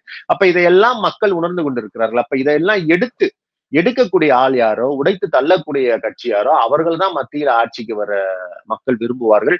அந்த கட்சி நிச்சயமாக மாநில உரிமைகளுக்கும் மாநில மக்களின் குரலுக்கும் மதிப்பு கொடுக்கிற, மரியாதை கொடுக்கிற கட்சி தான் இனிமே ஆட்சி அமைக்க முடியுங்கிறதா நம்ம எடுத்துக்கொள்ள வேண்டிய விஷயமா நான் பார்க்கிறேன். சரி, இதுல இன்னொரு விஷயம் நம்ம வந்து கூர்ந்து கவனிக்க வேண்டி இருக்கிறது. இந்த 10 ஆண்டுகளில் பாஜக தெளிவாக ஒரு வேலையை பார்த்தது. காங்கிரஸ் முக்த பாரத் அப்படின்னு சொன்னாங்க. காங்கிரஸை எப்படியெல்லாம் துண்டு துண்டாக உடைத்து சிதற அடிக்க முடியுமோ அந்த அளவுக்கு வந்து ஒவ்வொரு மாநிலத்திலும் அவங்க வேலை பார்த்தார்கள். அங்க இருக்கக்கூடியவர்களை வந்து இந்த பக்கம் இழுத்தார்கள். நீங்க பாஜகவில் இருக்கக்கூடிய நிறைய பேர் பாத்தீங்கன்னா ஏற்கனவே காங்கிரஸில் இருந்தவர்கள் தான், நமக்கு தெரியும். இது ஒரு புறம் இருக்கு. இன்னொரு புறம் பாத்தீங்கன்னா மாநில கட்சிகளை அடையாளம் தெரியாமல் அழிக்கக்கூடிய வேலையையும் தொடர்ந்து பார்த்துட்டு இருந்தாங்க. நம்ம மக்களுக்கு புரியுற மாதிரி சொல்லணும்னா, இன்றைக்கு அதிமுக என்ன மாதிரியான ஒரு நிலைமையில் இருக்கிறது? நம்ம ஏற்கனவே போன நேரலையில் கூட பேசினோம். கோவையில பாத்தீங்கன்னா அவர்களின் கோட்டையாக இருந்தது, அதிமுகவின் கோட்டையாக இருந்தது. இன்றைக்கு பாத்தீங்கன்னா துணிச்சலாக அண்ணாமலை போய் அங்க களத்துல நின்னாரு. நிறைய வாக்குகளும் அவருக்கு கிடைத்திருக்கிறது. வெற்றி பெறவில்லை என்றாலும் கூட அதிமுகவை ஒன்றுமில்லாமல் அந்த இடத்துல வந்து செய்து விட்டார்கள் அப்படின்னும் போது நமக்கு வருத்தமாக இருக்கிறது. பாஜகவின் நோக்கத்தை வந்து மக்கள் புரிந்து கொள்ள வேண்டிய ஒரு அவசியம் இருக்கு. இதை எல்லா மாநிலங்களிலும் தெளிவாக செய்திருக்கிறார்கள். இப்போ வந்து அரசியல் கட்சிகளுக்கு ஒரு விழிப்புணர்வு வந்திருக்கிறதா? இன்றைக்கு சந்திரபாபு நாயுடு அவர்களும் சரி, நிதிஷ்குமார் அவர்களும் சரி, 2 பேருமே அவர்களுடைய ஆதரவு இருந்தால்தான் பாஜக ஆட்சி அமைக்க முடியும் என்ற ஒரு சூழல் இருக்கிறது. நீங்க எப்படி பாக்குறீங்க? இன்றைக்கு மாநில கட்சிகள் இல்லை என்றால் இவர்கள் ஒவ்வொரு மாநிலத்திலும் வந்து விஸ்வரூபம் எடுக்கலாம் என்று பாக்குறாங்க. நீங்க உங்களுடைய கருத்து சொல்லுங்க. நீங்க அனைத்து மாநில கட்சிகளும் வந்து இந்த எடப்பாடி OPS இருந்து பாடம் கற்றுக்கொள்ள வேண்டிய ஒரு தேவை இருக்கிறதா நான் பாக்குறேன். எப்படி வந்து இந்த ஆம புகுந்த வீடுன்னு ஒரு பழமொழி சொல்லுவாங்கல்ல, அது போலதான் பாஜக புகுந்த அதிமுக இன்னைக்கு எப்படி இருக்கிறது. கொஞ்சம் விட்டு கொடுத்து போயிருந்தா எடப்பாடியும் OPSம் தங்களுக்குள் கொஞ்சம் விட்டு கொடுத்து போயிருந்தா பாஜகவிற்கு இன்னைக்கு அடகு வைத்து கிட்டத்தட்ட ஒரு ஜாதி கட்சியாக இன்றைக்கு அதிமுக வந்து சுருங்கி போயிருக்கிறது. நீங்க திமுக ஆதரவாளராக இருந்தாலுமே அதிமுக பெறுகிற வாக்குகளை பார்க்கும்போது ரொம்ப இதுவா அதிமுக இப்படி ஆயிடுச்சுங்கிற ஒரு வேதனை வந்து வருவதை தவிர்க்க முடியல. ஏன்னா தமிழ்நாடு என்றாலே திமுக அதிமுக தானே நம்மளுடைய இதுவாகவே பல காலங்களாக இருக்கிறது. அது இல்லாம இருப்பதே ரொம்ப வேதனைக்குரிய விஷயமாக இருக்கிறது. அப்ப இதிலிருந்து பிற மாநில கட்சிகள் பாடம் கற்றுக்கொள்ள வேண்டிய தேவை வந்து மிக மிக அவசியமாக இருக்கிறது. ஆனால் இதனாலேயே இங்க பாஜக வளர்ந்துருமா அப்படின்னா, வெற்றிடத்தை காற்று நிரப்பும் அங்கிறதுதான் இயல்பு. ஆனால் அதற்கு வந்து அண்ணாமலை ஒரு காற்றாக இருப்பாருன்னு என்னால நம்ப முடியல. அதற்குரிய தலைமை பண்போ அதற்கு ஏன்னா கூச்சமே இல்லாம ஒரு வாரத்துக்கு முன்னாடி பேசுறாரு. கோவையில வந்து டெபாசிட் இழக்கும் திமுக ஒரு வீடியோ இருக்கு. முதல் முறை கோவையில டெபாசிட் இழக்க போறதுக்கு நீங்க இது மாதிரி எவ்வளவு பாப்பீங்க? டெய்லி எத்தனை பிரஸ் மீட், எத்தனை பொய்கள், எவ்வளவு வேலைகள். இன்னைக்கு கிட்டத்தட்ட அதான் நான் காலையில ஒரு சேனல்ல சொன்ன மாதிரி சில ஊழியர்கள் வந்து அந்த நிறுவனத்தின் முன்னேற்றத்திற்காக வேலை பார்ப்பாங்க. சில ஊழியர்கள் அப்ரைசலுக்காகவே வேலை பார்ப்பாங்க. அதாவது மேனேஜர் பார்க்கணும், நம்ம வேலை பார்க்கணும்ன்றத மேனேஜர் பார்க்கணும். அந்த மாதிரி ஒரு வேலையால் தான் அண்ணாமலை. எப்படியாவது இப்ப கொண்டு போய் இங்க பாருங்கண்ணே இவ்வளவு வாங்கிருக்கேன்னு டெல்லியில போய் காசு. இன்னைக்கு காலைல நான் ஒரு மீன் பார்த்தேன். பாஜகவா வந்து ஊரையே நாட்டையே கொள்ளையடிச்சிச்சு. ஆனா பாஜக கொள்ளையடிச்ச ஒரே ஒரு அண்ணாமலை தான். அது எவ்வளவு பெரிய உண்மை பாருங்க. நீங்க நாமக்கல்ல அவ்வளவு பெரிய பிளெக்ஸ் வைக்கிறாங்க. எங்கள் அண்ணனுக்கு இன்னோவா வழங்கிய அண்ணாமலை அவர்களுக்கு நன்றி. நீங்க அவ்வளவு கொள்ளையடிச்சு இங்க ஒரு கட்சி நடத்தி இப்படி பண்ணிட்டு இருக்கிறாரு. அப்ப இது நீண்ட காலம் இங்க வந்து தங்காது அப்படிங்கிறது தான் நம்ம பார்க்க வேண்டிய விஷயமாக இருக்குது. நிச்சயமா. ஜீவா, நீங்க சொல்லுங்க. ரேபரேலியில வந்து ராகுல் காந்தி போட்டி என்றவுடன் பாஜக தரப்பிலிருந்து வந்த கருத்து என்னன்னா, பிரதமர் மோடியே சொன்னாரு, வயநாட்டில் தோல்வி பயமா, அதனாலதான் இங்க வரீங்களான்னு. இன்னைக்கு பாத்தீங்கன்னா ரேபரேலியில ராகுல் காந்தி வெற்றி என்று செய்தி வருகிறது. நீங்க எப்படி பாக்குறீங்க ஜீவா இந்த கருத்தை?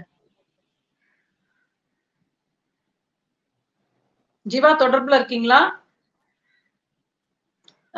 டான் அசோக், நம்ம பேசுவோம். வயநாட்டுலயும் கிட்டத்தட்ட 1.5 லட்சம் வாக்கு வித்தியாசம் வயநாட்டுல. ரேபரேலியும் கிட்டத்தட்ட 1 லட்சம் வாக்குகளுக்கு மேல வித்தியாசம். எனக்கு இந்த பொதுவாக ஒரு அரசியல் தலைவர் 2 இடத்துல போட்டி போடுறதுல எனக்கு தனிப்பட்ட முறையில உடன்பாடு இல்லைனாலும் ராகுல் காந்தி வந்து இந்த 2 இடங்கள்ல வெற்றி பெற்றிருக்கிறது வந்து ரொம்ப அட்லீஸ்ட் மோடி அசிங்கப்படுத்துவதற்காவது, ஏன்னா லட்சக்கணக்கில் வாக்கு வித்தியாசத்தில் வெற்றி பெறுகிற ராகுல் காந்தி எங்க, பின்னாடி நான் இழுத்துக்க பறிச்சுக்க என்று வெற்றி பெறுகிற மோடி எங்கன்றதான் நம்ம ஒப்பிட்டு பார்க்க வேண்டியிருக்கிறது. ஜீவா தொடர்புல இருக்கீங்களா? கேக்குதா பேசுறது? கேக்குது, சொல்லுங்க சொல்லுங்க. அதாவது ரேபரேலியில வந்து ராகுல் காந்தி இன்றைக்கு பெற்றிருக்கக்கூடிய வெற்றி என்பது எப்படிப்பட்டது, உங்களுடைய பார்வை என்ன? இல்ல, ராகுல் காந்திய வந்து நான் எப்படி பாக்குறேன்னா, நான் ஒரு பெரியாரிஸ்ட் ஸ்கூல் ஆஃப் தாட்ல இருந்து பேசுறேன். இந்த லாங்குவேஜ் தயவுசெய்து கவனிச்சுக்கோங்க. நான் வந்து அவர் ராஜீவ் காந்தி இந்திரா காந்தியுடைய வாரிசு என்பதை தாண்டி நான் வந்து இங்க தமிழ்நாடு கொண்டாடிய தீப்திகளுடைய மரபாதான் ராகுல் காந்தியை பாக்குறேன். அவருடைய பேச்சுக்களை பாருங்களேன், இந்தி திணிக்க கூடாதுங்கிறாரு. தமிழ்நாடு வேற மாதிரி, நீங்க நினைச்சாலும் உங்களால ஒண்ணும் பண்ண முடியாதுன்னு மோடியை கட்டி பிடிச்சிட்டு சொல்றாரு. இத சொல்றது தமிழ்நாடு முதலமைச்சர் ஸ்டாலின் அல்ல, அவர் சொல்றது அவருடைய கொள்கை, ஸ்டாலினுடைய கொள்கை, பெரியாரிய கொள்கை. அது ஆச்சரியப்படுறது. ராகுல் காந்தி சொல்றாரு தமிழ்நாட்டுல ஒம்பு வச்சுக்காத அப்படிங்கிறாரு. அதுக்கப்புறம் எங்க பாட்டி செஞ்ச எமர்ஜென்சி காலத்தில் எங்க பாட்டி வந்து கொண்டு வந்த கல்விய பொதுப்பட்டியல் கொண்டு வந்ததுக்கு மன்னிப்பு கேட்டுக்கிறேன், நான் அந்த வேலையை செய்ய மாட்டேங்கிறாரு. ரொம்ப காங்கிரஸ் தேர்தல் அறிக்கையில காஞ்சிபுரத்துல பெரியார் என்ன கோரிக்கை வைத்து வெளியேறியாரோ, சாதிவாரி கணக்கெடுப்பு, வகுப்புவாரி உரிமை, அந்த கோரிக்கையை தனது கட்சியினுடைய தேர்தல் அறிக்கையில வச்சிருக்காருங்க ராகுல் காந்தி. எந்த காங்கிரஸை சனாதன கட்சி என்று சொல்லி பெரியார் வெளியேறினாரோ அந்த காங்கிரஸ் கட்சி இன்னைக்கு பெரியாருடைய கொள்கையை தனது தேர்தல் அறிக்கையில வைக்குது. சோ நான் ராகுல் காந்தியை வெறும் காங்கிரஸ் தலைவராக மட்டுமல்லாமல் இந்த தமிழ்நாட்டின் சமூக நீதி தன்மைக்கு நெருக்கமானவராக பார்க்கிறேன். திமுக காங்கிரஸ் இதற்கு முன்பு வைத்த கூட்டணி வேற. இந்திரா காந்தியோட கூட்டணி வச்சிருக்கிறாங்க, சோனியா காந்தியோட கூட்டணி வச்சிருக்கிறாங்க, நான் இல்லைன்னு சொல்லல. ஆனால் ராகுல் காந்தியுடன் இருப்பது நமது திராவிட இயக்க சமூக நீதி கொள்கையை ஏற்றுக்கொண்ட காங்கிரஸ் தலைவர் ராகுல் காந்தி. அந்த ராகுல் காந்தி வடக்கையும் வெற்றி பெற்று வருகிறார். ஏங்க யதார்த்தம் அதானுங்க, நவீனத்தை நோக்கி தானுங்க நம்ம நகருவோம். வடக்கு எத்தனை காலத்துக்கு தான் பிற்போக்குத்தனமா இருக்கும்? நவீனத்தை நோக்கி தானுங்க உலகம் இயங்கும். குழந்தை திருமணம் இப்ப இருக்கா? சட்டப்படி தப்பு. சதி சட்டப்படி தப்பு. இதையெல்லாம் சரி என்று சொன்னவர்கள் இருந்த நாடு தானே இது. அன்னைக்கு அதை தப்புன்னு சொன்ன நம்மளை பார்த்து கல்ல விட்டு எரிஞ்ச நாடு தானே இது. ஆனா அதே இதை ஆதரிச்சு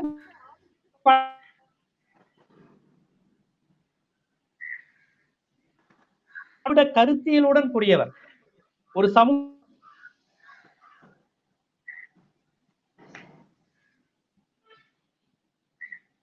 நிச்சயமா டான் அசோக், நீங்க சொல்லுங்க. இப்போ ராகுல் காந்தி அவர்கள் அந்த தேர்தல் அறிக்கை வந்து தயார் செய்தார்கள் இல்லையா காங்கிரஸ், இது வந்து மக்களை சரியாக சென்றடைந்திருந்தால் இன்னும் நன்றாக இருந்திருக்கும் அப்படின்ற ஒரு கருத்தும் இருக்கு. நீங்க காங்கிரசின் அந்த தேர்தல் அறிக்கை வந்த உடனேயே பாத்தீங்கன்னா பாஜகவுக்கு பதற்றம் தொற்றி கொண்டு விட்டது. இது வந்து முஸ்லிம் லீகின் தேர்தல் அறிக்கை போல இருக்கிறது அப்படின்னாங்க. இன்னும் அதை எடுத்து பாத்தீங்கன்னா அடுத்தடுத்து பதற்றம் தான் பாஜகவுக்கு. ஒரு விதத்துல பாத்தீங்கன்னா அந்த ஊடகங்களை தன்னுடைய கட்டுப்பாட்டில் வைத்திருந்த பாஜக வந்து இது போன்ற செய்திகளை வெளியில் வராமல் பார்த்து கொண்டிருந்தது. இதெல்லாம் காங்கிரஸ்க்கு ஒரு பின்னடைவு அப்படின்னு நீங்க நினைக்கிறீங்களா? நீங்க உங்களுடைய கேள்வியிலேயே பதில் இருக்கு. நீங்க உதாரணத்துக்கு தமிழ்நாட்டிலேயே எப்படி நியூஸ் போடுவாங்கன்னா, கலைஞர் வந்து டிவி கொடுக்குறேன் அப்படின்னு சொன்னாருன்னா நியூஸ் எல்லாம் எப்படி இருக்குன்னா, எப்படி டிவி கொடுக்க முடியும்னு செய்தியாளர்கள் கேள்வி கேட்பாங்க. இதே ஜெயலலிதா ஸ்கூட்டி கொடுக்குறேன்னு சொன்னா ஸ்கூட்டி கொடுக்க போகிறார் ஜெயலலிதா, இதனால் பெண்களுடைய வாழ்க்கையை முன்னேறுன்னு இவங்களே பிரச்சாரம் பண்ணுவாங்க.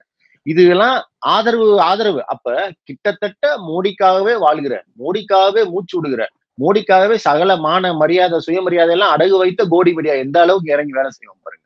நேற்று நைட்டு அர்ணாப் கோஸ்வாமி வெட்கமற்று என்னவோ கத்திட்டு இருக்காருங்க. சாட் ஜிபிடி நிறுவனம் சொல்லுதான், ஓப்பன் ஏஐ சொல்லுதான் இந்தியன் எலெக்ஷன்ல வந்து ஃபாரின் இன்வால்வ்மெண்ட் இருக்கு. பாத்தீங்களா அந்த வீடியோவை? வெட்கம் இல்லாமல் அவரோட டிவில வந்து கத்திட்டு இருக்கிறாரு. அப்ப இவ்வளவு கேவலமா இறங்கி இதுக்கு மேல கீழே இறங்கி வேலை செய்ய முடியாதுன்ற அளவுக்கு வேலை செய்த இது வந்து இவங்க ஆரம்பத்துல இருந்தே இவங்க எப்படி காங்கிரசினுடைய தேர்தல் அறிக்கையை கொண்டு காங்கிரசினுடைய தேர்தல் அறிக்கை என்பது கிட்டத்தட்ட திமுகவின் தேர்தல் அறிக்கை தான். It is heavily inspired by Periyarist moments.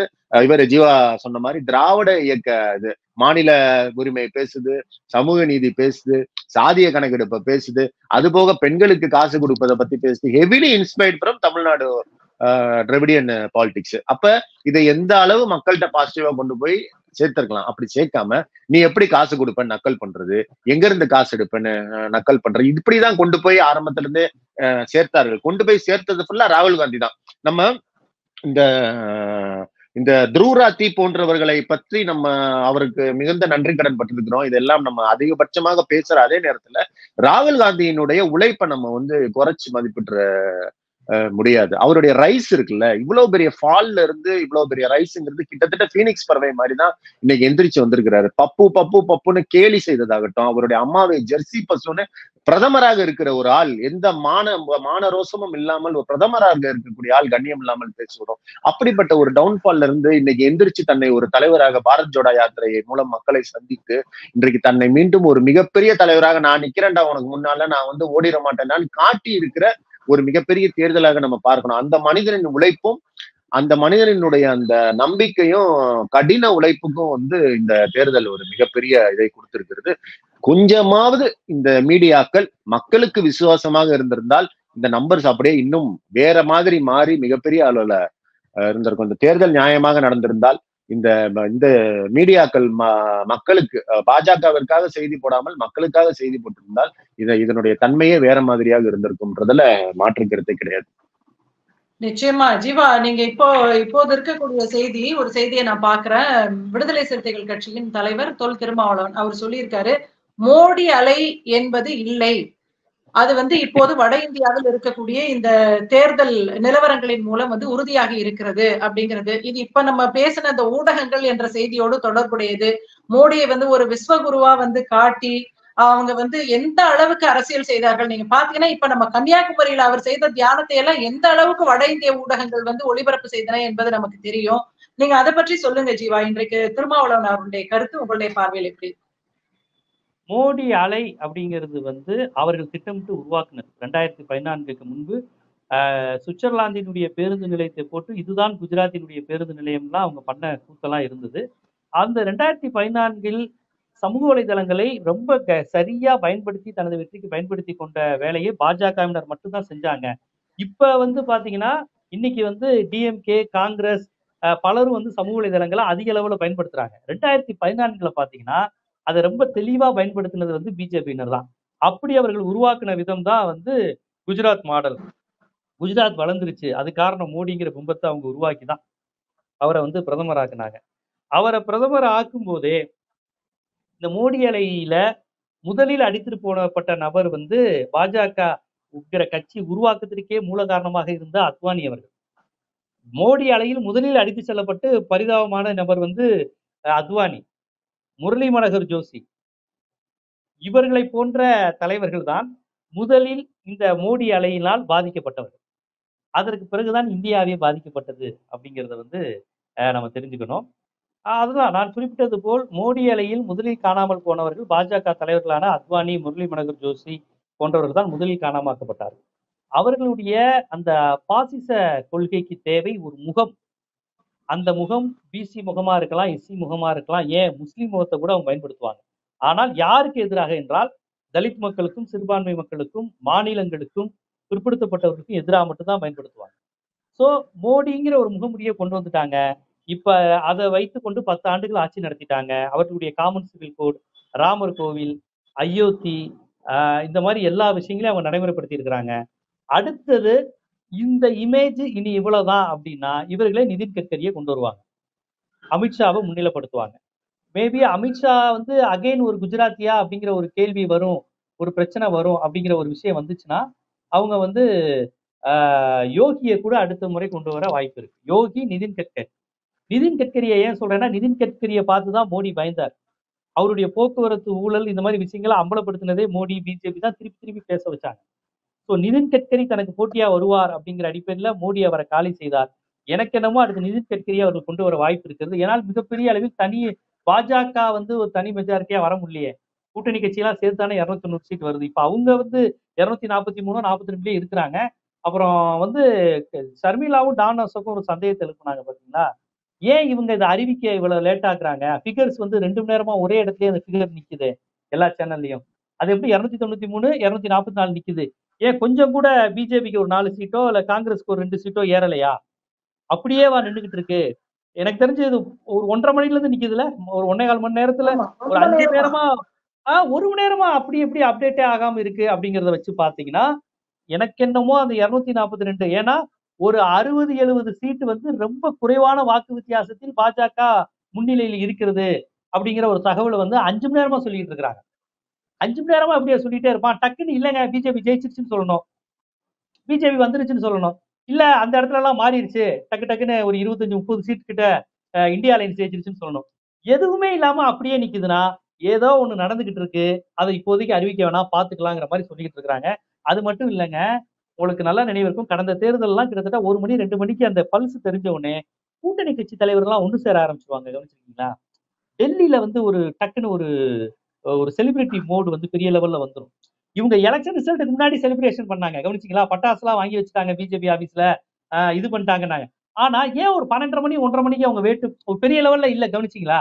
டக்குன்னு ஒரு கூட்டணி கட்சி தலைவர்களை சந்திக்கிறது. இதையெல்லாம் வைத்து பார்க்கும்போது ஷர்மிளாவும் டான் அசோக்கும் எழுப்பிய சந்தேகத்தின் அடிப்படையில் என்ன 5 மணி நேரமா ஃபிகர்ஸ் அப்படியே நிக்குது, அந்த முன்னிலைங்கிறது மாறாமலே நிக்குது. அப்ப ரொம்ப குறைந்த வாக்கு வித்தியாசத்தில் முன்னிலை இருக்க பாஜக இடங்கள் மாறி வந்துருச்சோ, அதெல்லாம் இந்தியா அலையன்ஸ் ஜெயிச்சிருச்சோ.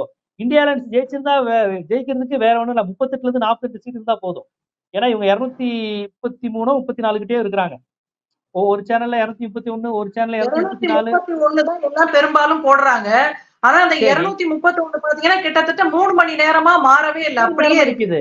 நான் என்ன சொல்றேன், அப்போ இவங்க வந்து ஒரு 50-60 சீட் வந்து குறைந்த ஓட்டு வித்தியாசத்துல பிஜேபி முன்னிலைங்கிறாங்க. அதுல ஒரு 42 மாறினா கூட இவங்க வந்து தனி மேஜிக் நம்பரை தொட்டுருவாங்களே, 272 தொட்டுருவாங்களே. அப்ப அப்படி எதுவும் நடந்து இவங்க வெயிட் பண்ணிட்டு இருக்காங்களோ அப்படிங்கிற சந்தேகமும் நமக்கு வலுவா எழுப்பப்படுது. நிச்சயமா இதையெல்லாம் தாண்டி பாத்தீங்கன்னா இந்த தேர்தலை பொறுத்தவரை ஒரு சில விஷயங்களை வந்து பார்க்க முடிந்தது. 10 ஆண்டுகளுக்கு பிறகு பாஜக ஆட்சியில் இருக்கக்கூடிய பிரச்சனைகளை பற்றி பேசினால் பாஜக தரப்பிலிருந்து அதற்கு எந்த பதிலும் இல்ல, மக்கள் அதை கேட்டுவிட்டுதான் வாக்களித்திருக்கிறார்கள் அப்படிங்கிறத நம்ம பார்க்க வேண்டி இருக்கிறது. நீங்க வந்து இன்றைக்கு பாஜகவுக்கு பெரும்பான்மை கிடைக்கவில்லை என்ற ஒரு கருத்தை ஒருபுறம் சொன்னாலும் கூட பாஜக பெருவாரியாக வெற்றி பெற்றிருக்கக்கூடிய மாநிலங்கள் மத்திய பிரதேசம், பீகார், இன்னும் பல இப்ப கர்நாடகா இப்பதான் காங்கிரஸ் அங்க ஆட்சிக்கு வந்தார்கள், பல திட்டங்களை செயல்படுத்தி இருக்கிறார்கள். இருந்தாலும் கூட பிரதமராக மோடி வர வேண்டும் என்று அவர்கள் விரும்புகிறார்கள். அப்படி எதை மனதில் வைத்து இவர்கள் எல்லாம் வாக்களிக்கிறார்கள்னு நீங்க நினைக்கிறீங்க? இல்ல, ஓட் பெர்சன்டேஜ்ல இப்ப ஒரு முக்கியமான ஒரு பகுப்பாய்வு எல்லாரும் சொல்றாங்க, கிராமப்புறங்கள்ல அதிக அளவில் இந்தியா கூட்டணி போய் சேர்ந்திருக்கு. அதாவது இந்த நலத்திட்டங்களை அறிவிக்கிற கான்செப்ட்ல பிஜேபிய 10 ஆண்டுகளா நம்பிய கிராமப்புறமான மக்கள் இருக்கிறாங்கல்ல, அந்த மக்கள் மத்தியில் வந்து ராகுல் மீது நம்பிக்கை ஏற்பட்டு, அந்த ராகுலுடைய அந்த தொடுகை இருக்குல்ல, மக்களை வந்து தொட்டு பேசுறது, கட்டி அணைக்கிறது, ஒரு அந்த யாத்திரையில வந்து பாருங்க, மக்கள் வந்து அப்படி கூட்டமா பார்க்க வர்றது, இவர் அந்த வயசானவங்க, பெண்கள், குழந்தைங்க, மணிப்பூர்ல பாதிக்கப்பட்ட பெண்கள், எல்லார் பக்கம் அவர் போறது எல்லாமே இல்லாதவங்க, பாதிக்கப்பட்டவங்க, எனக்கு ஏதாவது ஆறுதல் சொல்ல மாட்டாங்களான்னு அவங்கள்ட்ட வந்து நான் உனக்கான ஆளா இருக்கேன்னு நம்பிக்கை இருக்கு பாத்தீங்களா? சோ கிராமப்புறத்திலும் ஏழைகள் மத்தியிலும் பழங்குடியினர் பட்டியல் சமூகத்தினர் மத்தியில் அதிக ஓட்டு இந்தியா கூட்டணி வாங்கியிருக்கு. உத்தரப்பிரதேசத்தில் 40 சீட்டு வாங்கினது காரணம் தலித் ஓட் பேங்க் இதுவரையும் பிஜேபிக்கும் மாயாவதிக்கும் போன ஓட் பேங்க் பெரிய அளவில் இந்தியா கூட்டணிக்கு வந்திருக்கு. அதே போல இஸ்லாமியர்கள் வாக்குகள் காங்கிரசுக்கும் சமாஜ்வாதிக்கும் தனியா பிரியாம அவங்க 2 பேரும் ஒண்ணு சேர்ந்ததால சாலிடா விழுந்திருக்கு. ஊபிங்கிறது ஒரு நல்ல மாடல், பிஜேபியை வீழ்த்த முடியுங்கிறது ஊபியில இவங்க அமைச்ச நல்ல ஒரு அலைன்ஸா தான் அதை நம்ம பார்க்க முடியும். ஏன்னா பிஜேபி பிடிக்காத எல்லா சமூகங்களும் தனித்தனியா பிரிஞ்சு நின்று வீணா போறாங்க. அதை சரி செய்தவர் வந்து ராகுல் காந்தி தான். சரி, இப்ப இன்னொன்னு என்ன பார்க்க வேண்டி இருக்கிறதுன்னா, பாஜக மீண்டும் ஆட்சிக்கு வந்தால் அப்படிங்கிற இதுல வந்து தெளிவா இருந்தாங்க. பாஜக ஒரு பெரும்பான்மை கிடைத்தால்தான் சில விஷயங்களை எல்லாம் நிறைவேற்ற முடியும் அப்படின்னு பேசிட்டு இருந்தாங்க. குறிப்பா காங்கிரஸ் தரப்பிலிருந்து வைத்த மிகப்பெரிய குற்றச்சாட்டு என்னன்னா, அரசியலமைப்பு சட்டத்தையே மாற்றி விடுவார்கள் அப்படிங்கிற ஒரு குற்றச்சாட்டை வச்சிட்டு இருந்தாங்க. இன்றைக்கு இவர்களுக்கு கிடைத்திருக்கக்கூடிய எண்ணிக்கையில பாத்தீங்கன்னா இது போன்ற விஷயங்கள் எதுவுமே நடக்க போறது கிடையாது. ஒரு கூட்டணி ஆட்சி என்னும் போது அதுல இருக்கக்கூடிய சிரமங்கள் எல்லாம் தெரியும். நம்ம ஏற்கனவே நிகழ்ச்சியில பேசணும், பிரதமர் மோடியால் அவர் வந்து தான் வைத்ததுதான் சட்டம் என்ற அளவில் தான் இந்த 10 ஆண்டுகளாக அவர் பிரதமராக இருந்திருக்கிறார். சந்திரபாபு நாயுடுவையோ இல்ல நிதிஷ்குமாரை எப்படியெல்லாம் ஆட்டி படைத்தார்கள் என்பது நமக்கு தெரியும். அவர் இங்கே அங்கே என்று தாவி என்னென்னவெல்லாம் வந்து பிரச்சனைகள் வந்தது அப்படிங்கிறது நமக்கு தெரியும். நம்ம அதை பற்றி பேசலாம். நம்முடன் இன்னொரு தோழர் இணைகிறார், எழுத்தாளர் முத்துகிருஷ்ணன் அவர்கள். அவரை இணைப்புல எடுத்துக்கிறேன், தொடர்ந்து நம்ம பேசலாம். வணக்கம் சார்.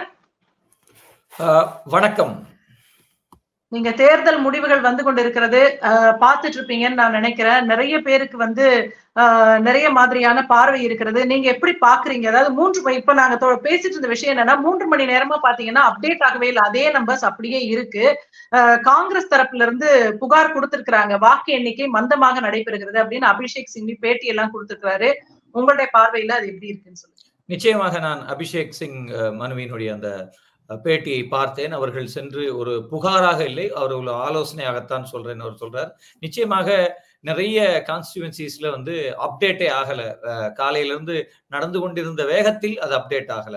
ஏதோ ஒரு மந்தம் இருக்கிறது, அல்லது அப்டேட் செய்யப்படாமல் தடுப்பதற்கு ஏதோ ஒரு காரணம் இருக்கிறது. நாம் ஏதோ தேர்தல் முடிவுகள் முழுமையாக வந்துவிட்டதாக ஒரு மமதையில் இருந்து விட முடியாது. நாம் இன்னும் விழிப்போடு இந்த ஒவ்வொரு தொகுதியினுடைய முடிவும் அறிவிக்கும் வரை நமக்கு பொறுப்பு இருக்கு என்று ஏற்கனவே நான் பல முறை பேசியிருக்கிறேன். அதன் அடிப்படையில் இந்த ஒவ்வொரு தொகுதியும் ஒவ்வொரு சுற்றும் முடிந்து ஒவ்வொரு வெற்றி வேட்பாளரும் அவர்களின் கைகளில், அது அந்த கட்சியாகவும் இருக்கலாம், ஆனால் இந்த தேர்தலை பொறுத்தவரை அந்த வெற்றிகள் உறுதி செய்யப்பட்டு அந்த கடிதங்கள் கொடுக்கப்படும் வரை நமக்கு இதில் பொறுப்பு இருக்கிறது. நாம் ஏதோ அந்த எண்ணிக்கைகளை பார்த்து விட்டு இதுதான் போக்கு என்று நாம் தீர்மானித்து விட முடியாது என்று நான் நினைக்கிறேன். ஏனென்றால் சில ஹிந்தி சேனல்ஸ்ல பாக்குறேன், ரொம்ப க்ளோஸாக இருக்கு எண்ணிக்கை. 270 60 போட்டுக்கிட்டு இருக்காங்க. இங்க நம்ம 290 அப்படி போட்டுக்கிட்டு இருக்கோம். ஆனால் அங்கே நிலவரம் வேறு ஒன்றாக காட்டப்படுகிறது. அப்ப நிச்சயமாக இவர்கள் ஆட்சி செய்யக்கூடிய மாநிலங்களில், யூபியில, குறிப்பாக யூபியில, மத்திய பிரதேசத்துல, ராஜஸ்தான்ல, அல்லது இன்னும் சில பாக்கெட்ஸ் இருக்கு, அது எல்லாவற்றையும் நாம் மிக கவனமாக பார்க்க வேண்டும். ஏன்னா இவங்களை பொறுத்தவரை இது இவங்களுக்கு ஒரு எலெக்ஷன் ரிசல்ட் மட்டும் இல்லை, இவர்களுடைய அடுத்த 5 ஆண்டுகளின் திசை வழியையும் இந்த எண்ணிக்கையிலிருந்து அவங்க பெறப்போகிறார்கள். அதுதான் ரொம்ப முக்கியம்.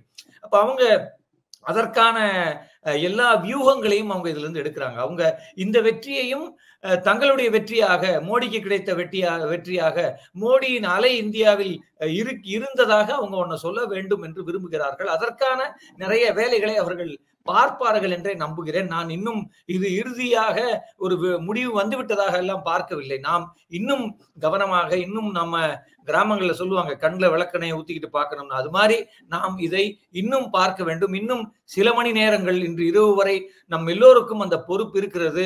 சமூக ஊடகங்கள் தொடங்கி அனைவரும் விழிப்போடு இருக்க வேண்டிய, ரொம்ப கவனமாக இருக்க வேண்டிய அந்த கடைசி மணித்துளிகள் இன்னும் ஓரிரு மணி நேரம் இருக்குன்னு நான் நினைக்கிறேன். சரி, இதுல ஒரு மிகப்பெரிய சந்தேகம் ஒன்று வந்து எல்லாருமே எழுப்புகிறார்கள், தேர்தல் ஆணையத்தின் செயல்பாடு குறித்து.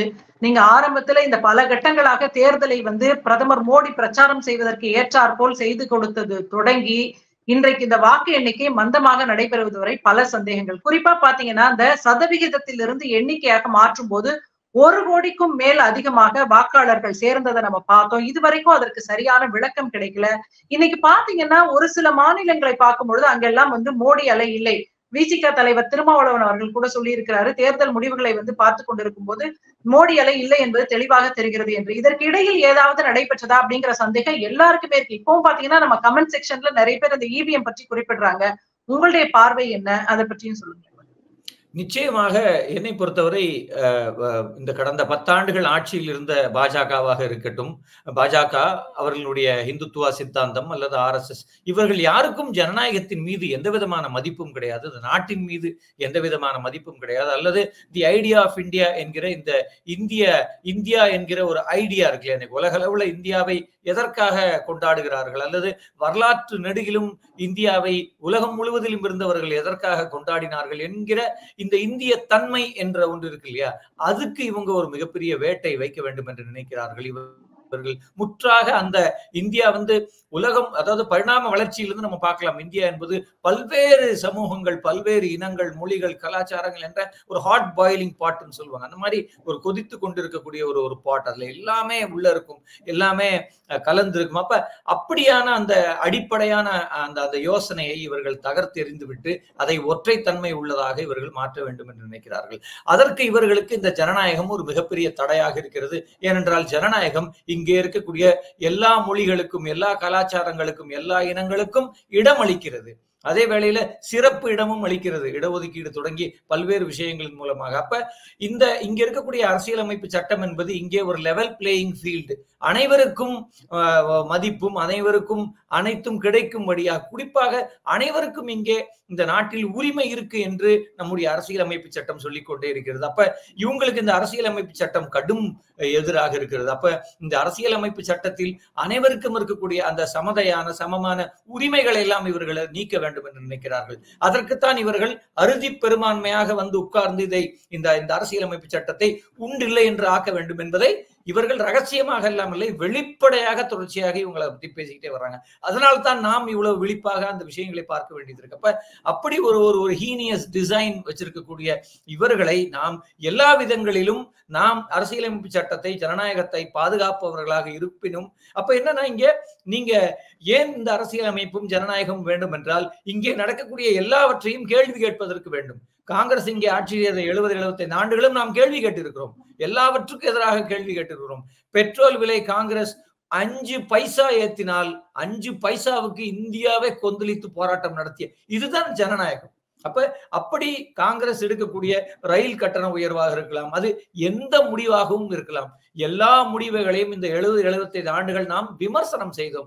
காங்கிரஸ் அந்த விமர்சனங்களுக்கு அனுமதி அளித்தது. அணுகுலைகளுக்கு எதிராக போராடினோம், பல்வேறு திட்டங்களுக்கு எதிராக போராடி இருக்கிறோம். தொடர்ச்சியாக நாம் ஜனநாயகத்தில் நம் குரலை, அதாவது மக்களுக்கு அரசுக்கு எதிராக பேசக்கூடிய அந்த ஸ்பேஸ் இருக்குல்லையா, அந்த உரிமை இருக்குல்லையா, அது ரொம்ப முக்கியம். அது இல்லை என்றால் அது சர்வாதிகாரமாக, பாசிசமாக மாறிவிடும். ஆனால் இவர்கள் ஜனநாயக பூர்வமாக தேர்வு செய்யப்பட்டு நம்முடைய அரசியலமைப்பும் இந்த விஷயங்கள் எல்லாம் உயிர்ப்பாக இருக்கிற நேரமே அரசுக்கு எதிராக இந்த 10 ஆண்டுகளாக எதை யார் பேசினாலும் அந்த உள்ளடக்கத்தை இவர்கள் புறந்தள்ளிவிட்டு நேரடியாக நம்மளை தேச விரோதி என்றும், ஆன்டி இந்தியன் என்றும், பாகிஸ்தானின் கைக்கூலி என்றும், அப்படி இவர்கள் விவசாய போராட்டத்தில் அவங்களை காலிஸ்தானி என்றும், அர்பன் நக்சல் என்றும் இவர்கள் வைத்த பெயர்களின் பட்டியல் மிகப்பெரியது. அப்ப இவர்கள் விரும்பக்கூடிய ஆட்சி முறை என்பது ஒரு மன்னர் மேலே உட்கார்ந்திருப்பார், அந்த மன்னரை எதிர்த்து எவரும் கேள்வி கேட்க முடியாது, கேள்வி கேட்டால் கேள்வி கேட்பவனுடைய நாக்கு அறுக்கப்படும், காதறுக்கப்படும் என்று இவர்கள் ஒரு சனாதனத்தை தூக்கி கொண்டு, ஒரு மனு நீதி காலத்தில் சொல்லப்பட்ட அந்த விஷயங்களை கையில் வைத்துக் கொண்டு மன்னரை எதிர்த்து எவரும் பேசக்கூடாது, மோடியை எதிர்த்து பேசினாலே நீங்கள் இந்தியாவில் இருக்க லாயக்கில்லை என்று இவர்கள் ஒரு நேரேட்டிவை, ஒரு போக்கை, ஒரு அச்சத்தை முதல்ல இவங்க மக்கள் மத்தியில, அதாவது மக்கள் முதல் எதிர்கட்சி தலைவர் வரை இவங்க யாரையுமே விட்டு வைக்கவில்லை. அரசு அதிகாரிகள், IAS அதிகாரிகள் யாரெல்லாம் ஒரு சின்ன விமர்சனம் இல்லை, ஒரு யோசனை சொன்னா கூட எனக்கு எதிராக நீ யோசனை சொல்கிறாயா என்று இவர்கள் கொந்தளிக்கிறத நம்ம பார்க்கிறோம். இது பாராளுமன்றத்தில் நடக்கிறது.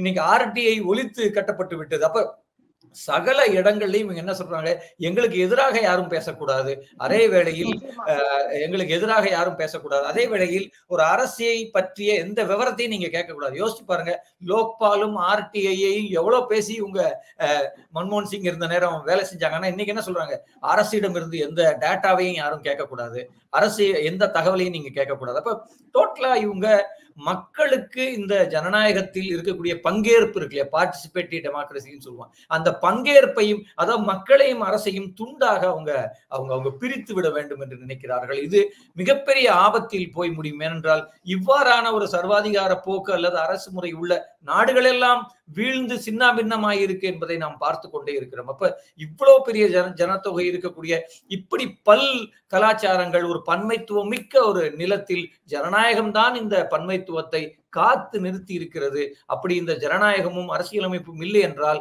இந்த சமூகம் ஒருவரோடு ஒருவர் அடித்து இரத்த களரியாக மாறி இங்கே ஒரு பெரிய சிவில் வார் லைக் சிச்சுவேஷன் காலமெல்லாம் வந்துவிடும் என்பதைத்தான் நாம் சொல்கிறோம். அதுதான் அதனால்தான் நான் யோகியினுடைய புல்டோசரில் இருந்து ஆரம்பிச்சு எல்லாவற்றையும் நாம் சொல்லுவது, இதெல்லாம் அரசியலில் இவைகளுக்கெல்லாம் இடமில்லை, ஜனநாயகத்தில் இவைகளுக்கெல்லாம் இடமில்லை, ஒரு ரூல் ஆஃப் லா என்பது எல்லா இடங்களிலும் வேண்டும். அப்ப நாம் நினைப்பது ஜனங்கள் அனைவரும் விழிப்போடு கேள்வி கேட்பவர்கள் போன்றவர்களாக அவரே தேர்வு செய்திருந்தாலும் அவரை கேள்வி கேட்க உரிமை இருக்கு. அப்ப நம்ம இன்னைக்கு ஏதோ ஒரு கட்சியை கேள்வி கேட்கவில்லை, எல்லா கட்சிகளையும் நாம் விமர்சிக்கிறோம், கேள்வி கேட்கிறோம், இந்த ஜனநாயகத்தை உயிர்ப்பாக வைத்திருக்க செயல்படுகிறோம். அதன் அடிப்படையில் தான் இன்றைய முடிவுகளையும் பார்க்கிறோம். மக்கள் நிச்சயமாக மோடி அலை என்று ஒன்று இந்தியாவில் வீசவே இல்லை என்பது இந்த தேர்தல் முடிவுகளிலே திட்டவட்டமாக தெரிகிறது. அதே வேளையில் மக்கள் மத்தியில் ஒரு மிகப்பெரிய கோபமும் குமுறலும் இருக்கு என்பதையும் நாம் பார்க்கிறோம். அப்ப இதெல்லாம் இந்த முக்கியமான பாயிண்டர்ஸாக நான் இந்த தேர்தல் முடிவுகளில் பார்க்கிறேன்.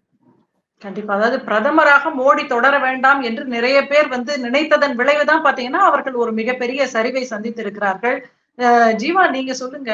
ஒரு பக்கம் பாத்தீங்கன்னா ஒரே நாடு ஒரே தேர்தல் அப்படின்னு அதை நோக்கி மிக வேகமாக அவர்கள் நகர்ந்து கொண்டிருந்தார்கள். இந்த முறை அவர்கள் ஒரு பெருவாரியான வெற்றியை பெற்றிருந்தால் அது போன்ற ஒரு சூழல் ஏற்படுமோ என்ற ஒரு அச்சம் இருந்தது. ஆனா இன்றைக்கு அந்த சூழல் எப்படி மாறி இருக்கிறது? அவங்க ஆதரவை எதிர்பார்க்கிற சந்திரபாபு நாயுடு இப்பதான் ஒரு மிகப்பெரிய வெற்றியை பெற்றிருக்கிறார். நிச்சயமா அவர் தரப்பிலிருந்து இதற்கு ஆதரவு இருக்காது. அதனால உங்களுடைய பார்வை என்ன இது குறித்து சொல்லுங்க. இல்லைங்க, ஒரே நாடு ஒரே தேர்தல்ங்கிறது அவங்க இது. ஆனா இந்தியாங்கிற அமைப்பு இருக்கு இல்லையா, அந்த ஒரே கட்சி, ஒரு தேசிய கட்சிங்கிறதே இங்க ஒரு பொய் தாங்க.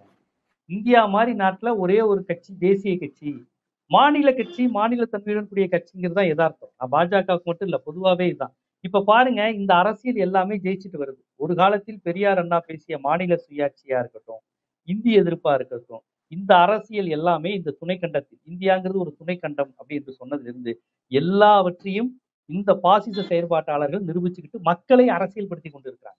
இந்த 10 வருட ஆட்சியில் இந்தி பேசாத மாநிலங்கள் பல விஷயங்கள் அப்பதான் உணர்ந்திருக்கிறாங்க. இந்தி எதிர்ப்புங்கிறது எதனால, சமஸ்கிருதமயமாக்கல்ங்கிறது நமக்கு ஆபத்து. நிறைய வங்காளிகள், மராத்தியர்கள் இது ஒரு மோசமான அரசியல் அப்படிங்கிறத புரிஞ்சிருக்கிறாங்க. இப்ப கேக்குறேன், இந்த ப்ரூட்டல் மெஜாரிட்டிங்கிறதே ஆபத்து தான். அது இந்திரா காந்தியா இருந்தாலும் மோடியா இருந்தாலும். அந்த விதத்தில் இப்ப நம்ம முன்னிறுத்தது இந்தியா கூட்டணி தான். காங்கிரஸ் நம்ம முன்னிறுத்தல. ராகுல் காந்தியே இந்தியா கூட்டணின்னு தான் சொன்னாரு. நாங்க அறுதி பெரும்பான்மை பெறுவோம் அப்படிங்கிற விஷயத்த அவர் சொல்லல. ஏன்னா இந்தியாங்கிற அமைப்பில் ஒரே ஒரு கட்சி அறுதி பெரும்பான்மை பெற்று ஆட்சி செய்தால் கிட்டத்தட்ட எல்லாருக்குமே மோடி அந்த அதிகார வெறிங்கிறது வரதான் செய்யும். அதனால எனக்கு தெரிஞ்ச இந்த தேசிய கட்சிங்கிற பிம்பம் உடையணும். அந்தந்த மாநில மக்களுக்காக பேசுவோம், ஆனா நம்ம உலக அரசியல் பேசுவோம். எந்த மாநிலத்துல இருந்தாலும் நம்ம உலக அரசியல் பேசலாம். மதுரையில உட்காந்துட்டு மாஸ்கோ அரசியல் பேசுவோம். இதுல என்ன இருக்கு? நம்ம இன்னைக்கு இஸ்ரேல் பாலஸ்தீனத்துக்கு தமிழ்நாட்டை விட உலகத்துல குரல் கொடுத்தவன் யாரு இருக்கானா? இங்கதான் அதிகம் அதை பத்தி பேசினான். நமக்கும் பாலஸ்தீனத்துக்கு என்ன தொடர்பு? ஒரே தேசிய இனமா? அடிப்படையில் அப்படி இருக்க வேண்டிய அவசியம் இல்லை. ஆனால் இந்தியாவில என்ன பிரச்சனைனா, இவங்க பன்முகத்தன்மையை அளிக்கும் விதமா தான் அந்த தேசிய கட்சிகளுடைய கேரக்டரே இருக்கு. இப்ப பாஜக அது ரொம்ப விதா காமிக்கிறான் தேசிய கட்சி அப்படின்னு. அதனாலதான் இப்ப இப்படி ஒரு அழிவு வந்துகிட்டே இருக்கு. இனிமேல் எந்த ஒரு கட்சியும்ங்க இங்க இந்தியா முழுமைக்கும் செல்வாக்கு பெற்ற ஆட்சிங்கிறது இனிமேல் நடக்கவே நடக்காது. எழுதி வச்சுக்கோங்க. இந்திய வரலாற்றுல அப்படி ஒரு விஷயம் இனிமேல் கிடையவே கிடையாது. எல்லாமே ஏதாவது ஒரு சில மாநில கட்சிகள் தயவில் அவர்களுடைய பிடிக்குப்பிடிகள் தான் அவர்கள் ஆட்சி செய்ய முடியும். அதுதான் ஜனநாயகத்துக்கு சரியான விஷயமா தான் நான் பாக்குறேன். எந்த கட்சி ஆட்சிக்கு வந்தாலும் இந்த ப்ரூட்டல் மெஜாரிட்டி, அந்த வார்த்தையே பாருங்க எவ்வளவு கொடூரமான வார்த்தைன்னு பாருங்க. ப்ரூட்டல் மெஜாரிட்டி அது தேவையில்லை. அதுவும் இந்தியாலாம் கிட்டத்தட்ட இவங்க பன்முகத்தன்மைங்கிறாங்க. கிட்டத்தட்ட 30-40 நாடுகளுக்கான மக்கள் தொகையை கொண்ட வேற எத்தனை மொழி இருக்குங்க, எத்தனை மொழி இருக்கு, எவ்வளவு பண்பாடு இருக்கு, கலாச்சாரம் இருக்கு. இதை ஒரே ஒருத்தர் அவர் எல்லா மாநில தன்மையும் புரிஞ்சுக்குவாரா? அதனாலதான் பிஜேபி ரொம்ப ஓப்பனா மாநிலங்களை அழிச்சிடுறோம். இடஒதுக்கீடு ஒவ்வொரு மாநிலத்துல என்னென்ன ஜாதி இருக்குன்னு நாங்க கொண்டு வரோம்னு சொல்றாங்க பாஜக. ரோஹிணி ஆணைன்னு ஒண்ணு அமைச்சிருக்கிறாங்க. அது குறித்து அடுத்து பேசுவாங்க பாருங்க. அது என்ன தெரியுமா? இவங்க சில ஜாதிகளை குறிப்பிட்டு இந்தியா முழுக்க பொதுவான ஜாதிகள் சில ஜாதிகள் வைக்கிறாங்க. அதுவே முதல்ல பொய். இப்ப தமிழ்நாட்டுல கோனார்னு ஒரு ஜாதி இருக்கு.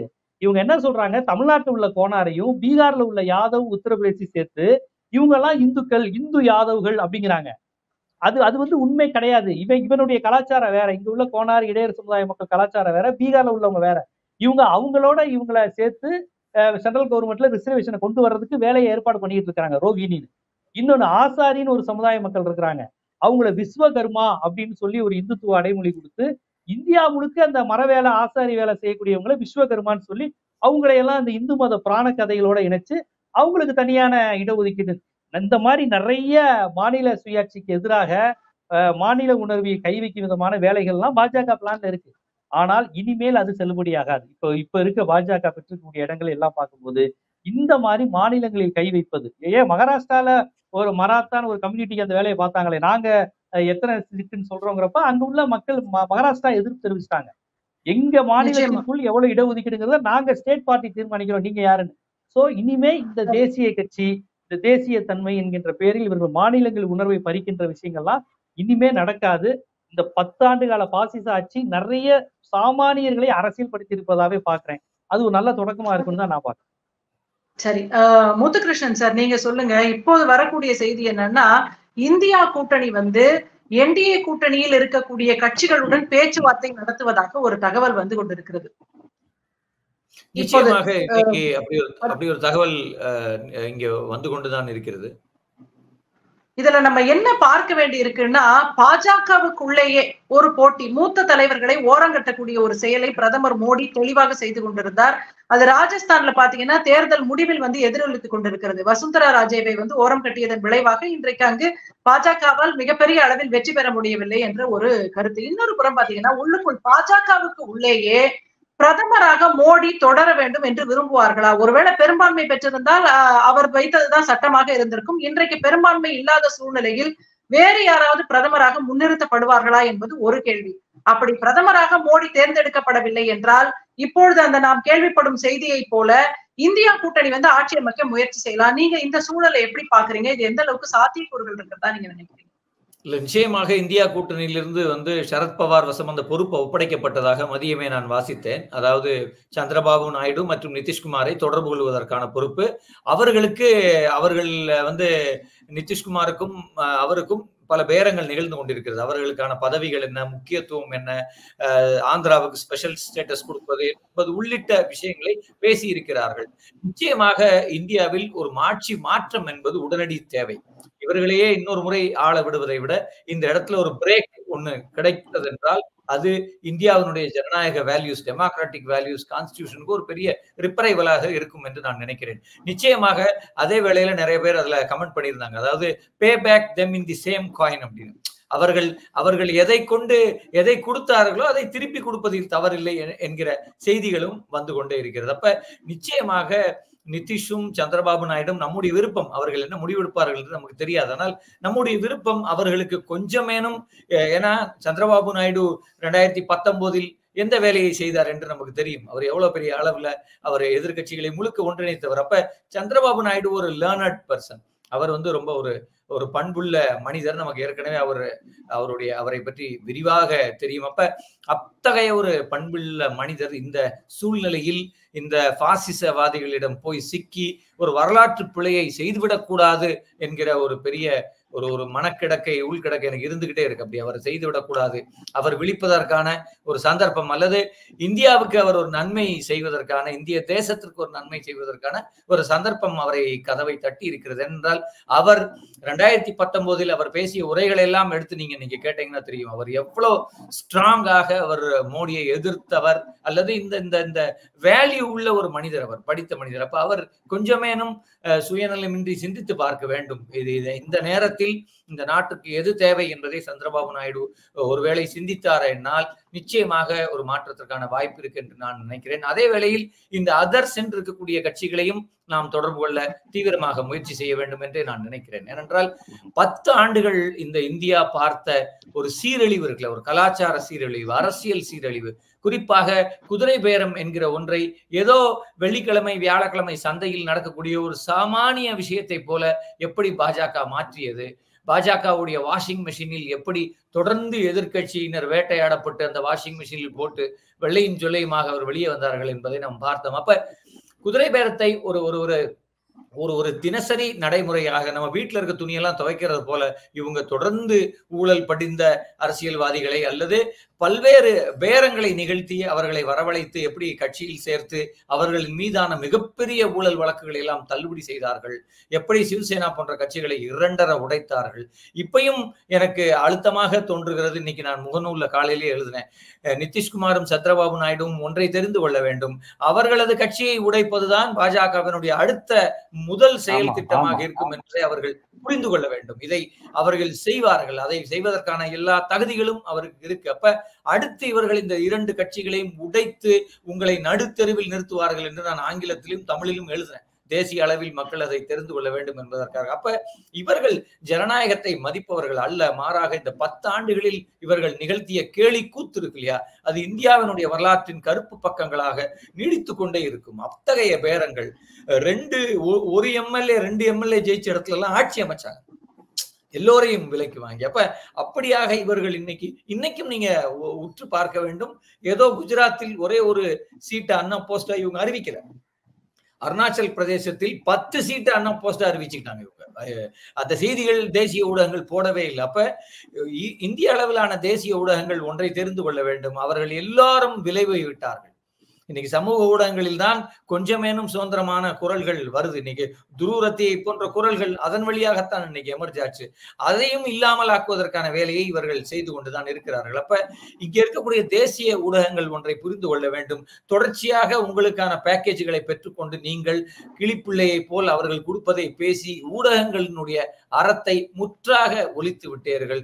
ஊடகங்களின் அறம் என்பது ஒரு கண்ணாடியை போல் மக்களின் கோபங்களை பிரதிபலிக்க வேண்டும். இந்த நாட்டில் மக்கள் என்ன நினைக்கிறார்கள் என்பதை அப்ப ஒரு 10 ஆண்டுகள் நமக்கு இங்க ஒரு ஊடகங்கள் இந்திய அளவிலான தேசிய ஊடகங்கள் இருந்தது, அவையெல்லாம் விலை போன ஊடகங்களாக மாறி நிர்வாணமாக நின்றதை நாம் பார்த்து கொண்டே இருந்தோம்.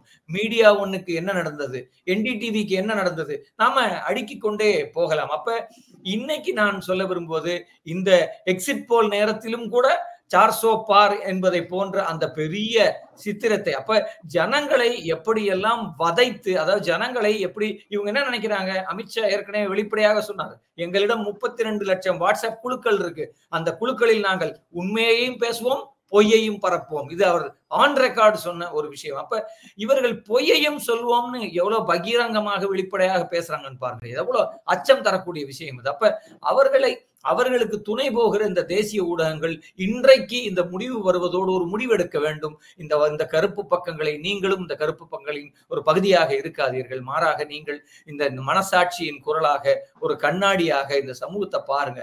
இந்த சமூகத்தில் மக்கள் படக்கூடிய அவஸ்தையை பாருங்கள். பெட்ரோல் விலை 105 110 இருக்கு.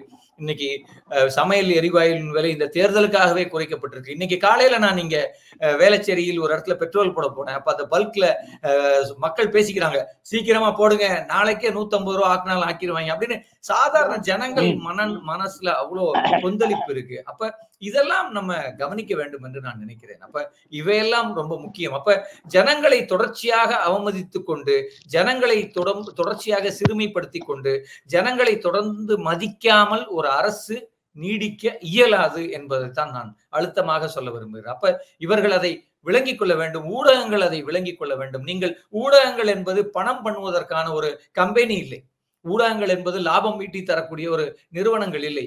யோசித்து பாருங்கள், இந்தியாவில் எத்தகைய ஊடகங்கள் எல்லாம் இருந்திருக்கிறது. சுதந்திர போராட்ட காலத்திலிருந்து சுதேசமித்திரன்லிருந்து நம்ம வரிசையா சொல்லிக்கொண்டே வரலாம். ஊடகங்கள் எவ்வாறு இந்த நாட்டின் கண்ணாடியாக இந்த ஜனங்களை எப்படி அறிவுறுத்தி இருக்கிறது. அப்ப இன்றைக்கு ஊடகங்கள் பணத்தை பெற்றுக்கொண்டு ஜனங்களை முட்டாளாக மாற்றுகிற வேலையை செய்து கொண்டிருக்கிறது. அதை ஊடகங்கள் கைவிட வேண்டும். ஊடகங்கள் மனசாட்சியின் குரலாக மாற வேண்டும் என்பதைத்தான் இந்த நேரத்தில் நான் சொல்ல விரும்புகிறேன். நிச்சயமா நீங்க ஊடகவியலாளர்களுக்கு பாத்தீங்கன்னா இன்றைய தேதியில் எந்த ஒரு மரியாதையும் இல்லாம அதையும் நம்ம பார்க்க வேண்டியிருக்கிறது, தொடர்ந்து இது போன்ற செய்திகளை வெளியிடுவதால்.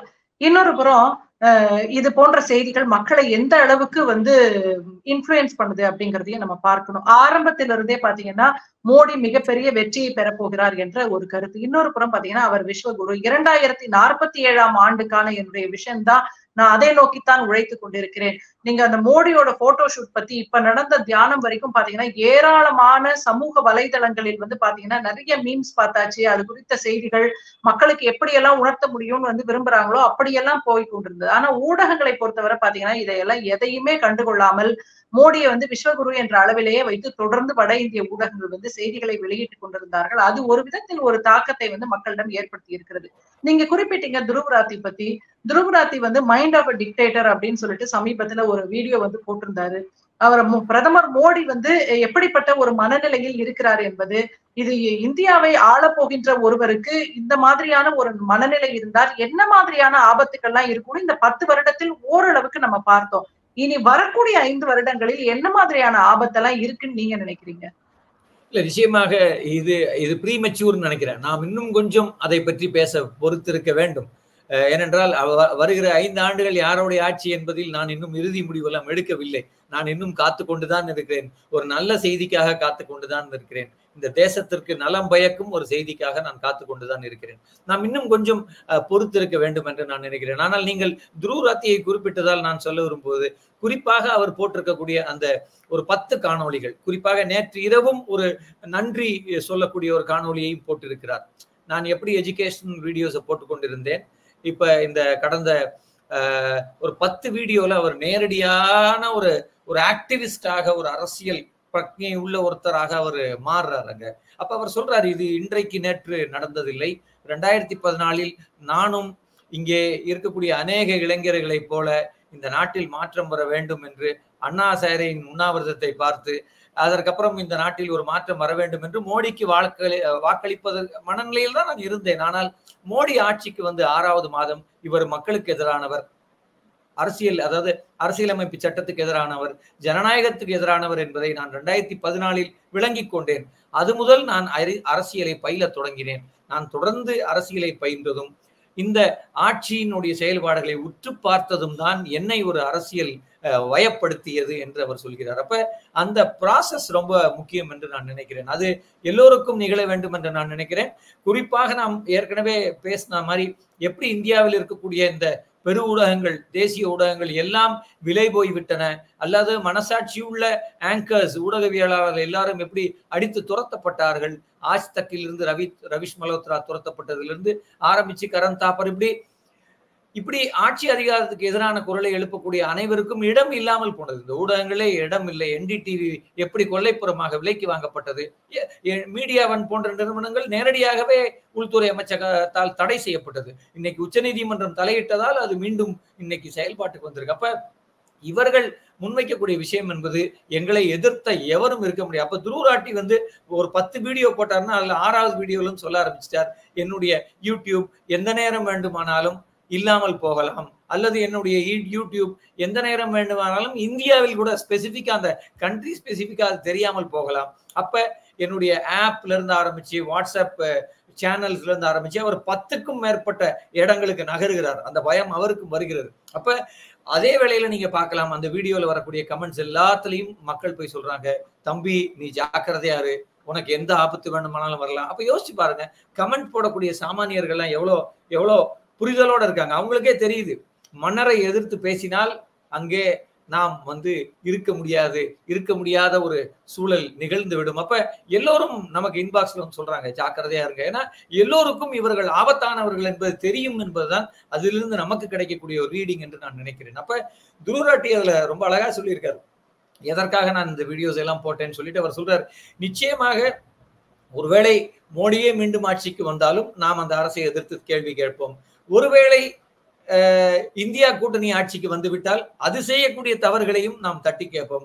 அதே வேளையில் ஒரு பொறுப்புமிக்க பிரஜையாக நாம் இந்த நாட்டில் வாழ போறோம், இல்லை எங்க வேணாலும் வாழ்றோம்னா ஒரு பொறுப்புமிக்க பிரஜை எதையெல்லாம் செய்ய வேண்டும் என்று அவர் அதை ஒரு பெரிய பட்டியலாக சொல்கிறார். அதே வேளையில் அவருடைய அந்த காணொளிகள் எல்லாம் இந்திய அளவில் எந்த விதமான ஒரு மனநிலையை ஏற்படுத்தியது என்பதை சொல்கிறார். அப்ப எனக்கு இந்த இடத்துல இந்த தேர்தலை பார்க்கும்போது 2 இளைஞர்களுடைய முகங்கள் கண்ணுக்கு முன்னால வருதுன்னா, அது ஒன்று ஹிந்தி பெல்ட்டுக்குள் இந்த ஒட்டுமொத்த ஊடக சாம்ராஜ்யங்களை எல்லாம் தகர்த்து கொண்டு போன ஒரு ஹிந்தி குரல், அதான் ரொம்ப முக்கியம். இன்றைக்கு அவர் தென்னிந்திய மொழிகள் எல்லாவற்றிலும் சேனல்ஸை தொடங்கிட்டார் அப்படின்றது ரொம்ப மகிழ்ச்சி அளிக்கக்கூடிய ஒரு செய்தி. அது பேன் இந்தியாவுக்கு போக வேண்டிய விஷயங்கள் தான். அதே வேளையில் எனக்கு இந்த இடத்தில் ராகுல் காந்தி அவர்கள் மேற்கொண்ட இந்த பாரத் ஜோடோ யாத்திரை இருக்கு இல்லையா, அது மிக முக்கியமானது என்று நான் நினைக்கிறேன். அதுதான் ஜனங்களிடம் அவர் எப்படி போனார், அவர் ஜனங்களோடு எப்படி பழகினார், அவர் வந்து அதாவது இந்தியாவுக்கு வேண்டிய தலைவர் என்பது அத்தகைய ஒரு தலைவர் தான். இத்தனை பெரும் கருப்பு பூனை படைகள், பாதுகாப்பு படைகள், அல்லது 10 லட்சம் கோட் போட்டுக்கொண்டு 12 லட்சம் கார்ல, ஒரு கண்ணாடி ஒரு 5 லட்சத்துக்கு, பேனா 10 லட்சத்துக்கு, இப்படி வைத்துக் கொண்டு இருக்கக்கூடிய மக்கள் அணுக முடியாத ஒருவர் அல்ல இந்தியாவுக்கு தேவை.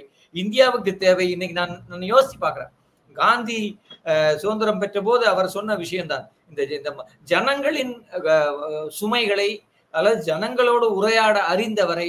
அப்ப இவர் எப்பயுமே நமக்கு இன்னைக்கு இருக்கக்கூடிய இந்த 10 ஆண்டுகள் மன்னர் வந்து ஒன் வே டிராபிக் தான், மன் கி பாத் தான். அவர் தான் பேசுவார், அவர் கேள்விக்கு பதில் சொல்ல மாட்டார், அவர் பேசுவார், நாம் கேட்க வேண்டும். இதுதான் சனாதனம் என்று நாம் சொல்கிறோம்.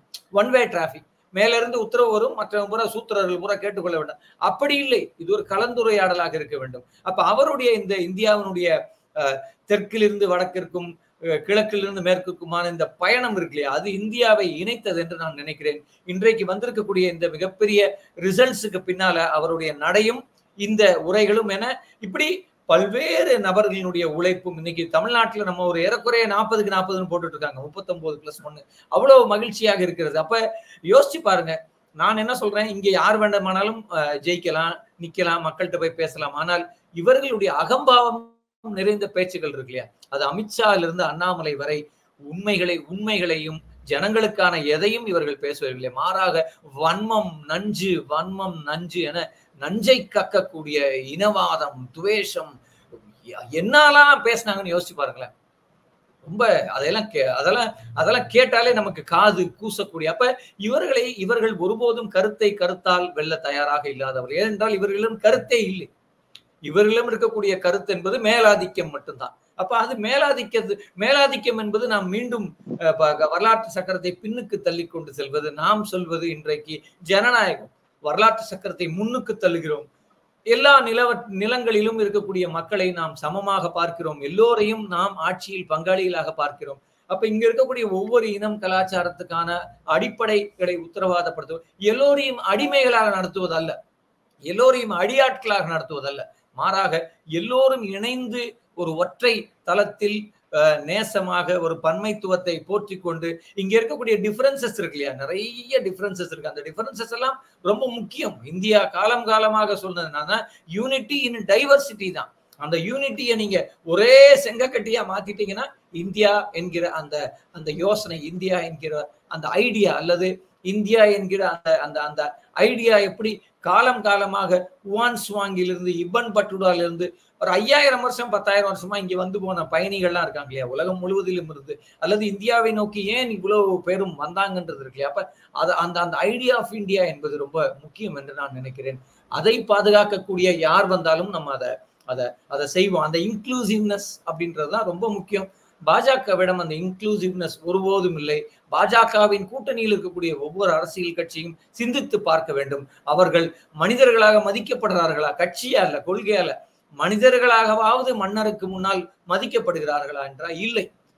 அந்த பாஜக என்கிற கட்சி கூட்டணி கட்சிகளே அல்ல, மாறாக தன்னுடைய சொந்த கட்சியினரையே மனிதர்களாக நடத்தியதில்லை என்பதை நாம் பார்க்க வேண்டும். இந்த நாட்டினுடைய ராணுவ அமைச்சரை எப்படி ஒரு மாலைக்குள்ள இருந்து கண் பார்வையில அமித்ஷா துரத்தி விட்டாரு நம்ம பார்த்தோம். அப்ப இவர்களோடு இருக்கக்கூடிய சமமாக நிற்கக்கூடிய ஒரு புகைப்படத்திலே இந்த நாட்டின் முதல் 20 தலைவர்களாக பாஜக தன் தலைவர்களை நிறுத்தினால் கூட அதில் 2 மன்னர்களும் மற்றவர்களும் அடிமைகளாக காட்சியளிப்பதை இந்த நாடு நெருக்கமாக பார்த்து விட்டது என்று நான் நினைக்கிறேன். நிச்சயமா நம்ம இந்த நேரம் இப்ப பாத்தீங்கன்னா மாலை 5:40 ஆகிவிட்டது. பொதுவா இந்த சமயத்துல கிட்டத்தட்ட பாதி இடங்களில் வெற்றி பெற்றது யார் என்று தெரிந்துவிடும்.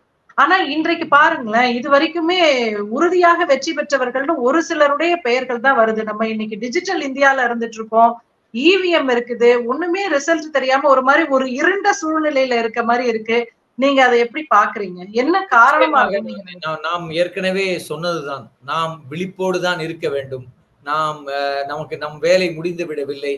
இவர்கள் எந்த மாதிரியான டிசைனை இவங்க வச்சிருக்காங்க நமக்கு தெரியும். ஏற்கனவே எப்படி அந்த வாக்காளர் எண்ணிக்கை கூடுதலாக இருந்தது. அப்ப க்ளோஸாக இருக்கக்கூடிய ஒரு 1000, 2000, 5000த்துக்குள் இருக்கக்கூடிய போட்டிகள் இருக்கக்கூடிய பல்வேறு இடங்களிலே இவர்கள் கைவசம் இருக்கக்கூடிய அந்த வாக்குகளை திணிப்பதற்கான, அதாவது 17C மாறாக இவர்கள் முடிவுகளை வெடிவதற்கான எல்லா வாய்ப்புகளும் இருக்கிறது என்றே நான் நினைக்கிறேன். அதனால் நான் ஏற்கனவே சொன்னதான் திருப்பி சொல்லணும், நாம் இன்னும் இறுதி முடிவு வந்து விட்டதாக நாம் ஒரு மமதைக்கு போக முடியாது. மாறாக நாம் விழிப்போடு இருக்க வேண்டும். நாம் ஏன்னா என்ன வேணாலும் நடக்கலாம் அப்படின்றதுதான் எனக்கு இருக்கக்கூடிய.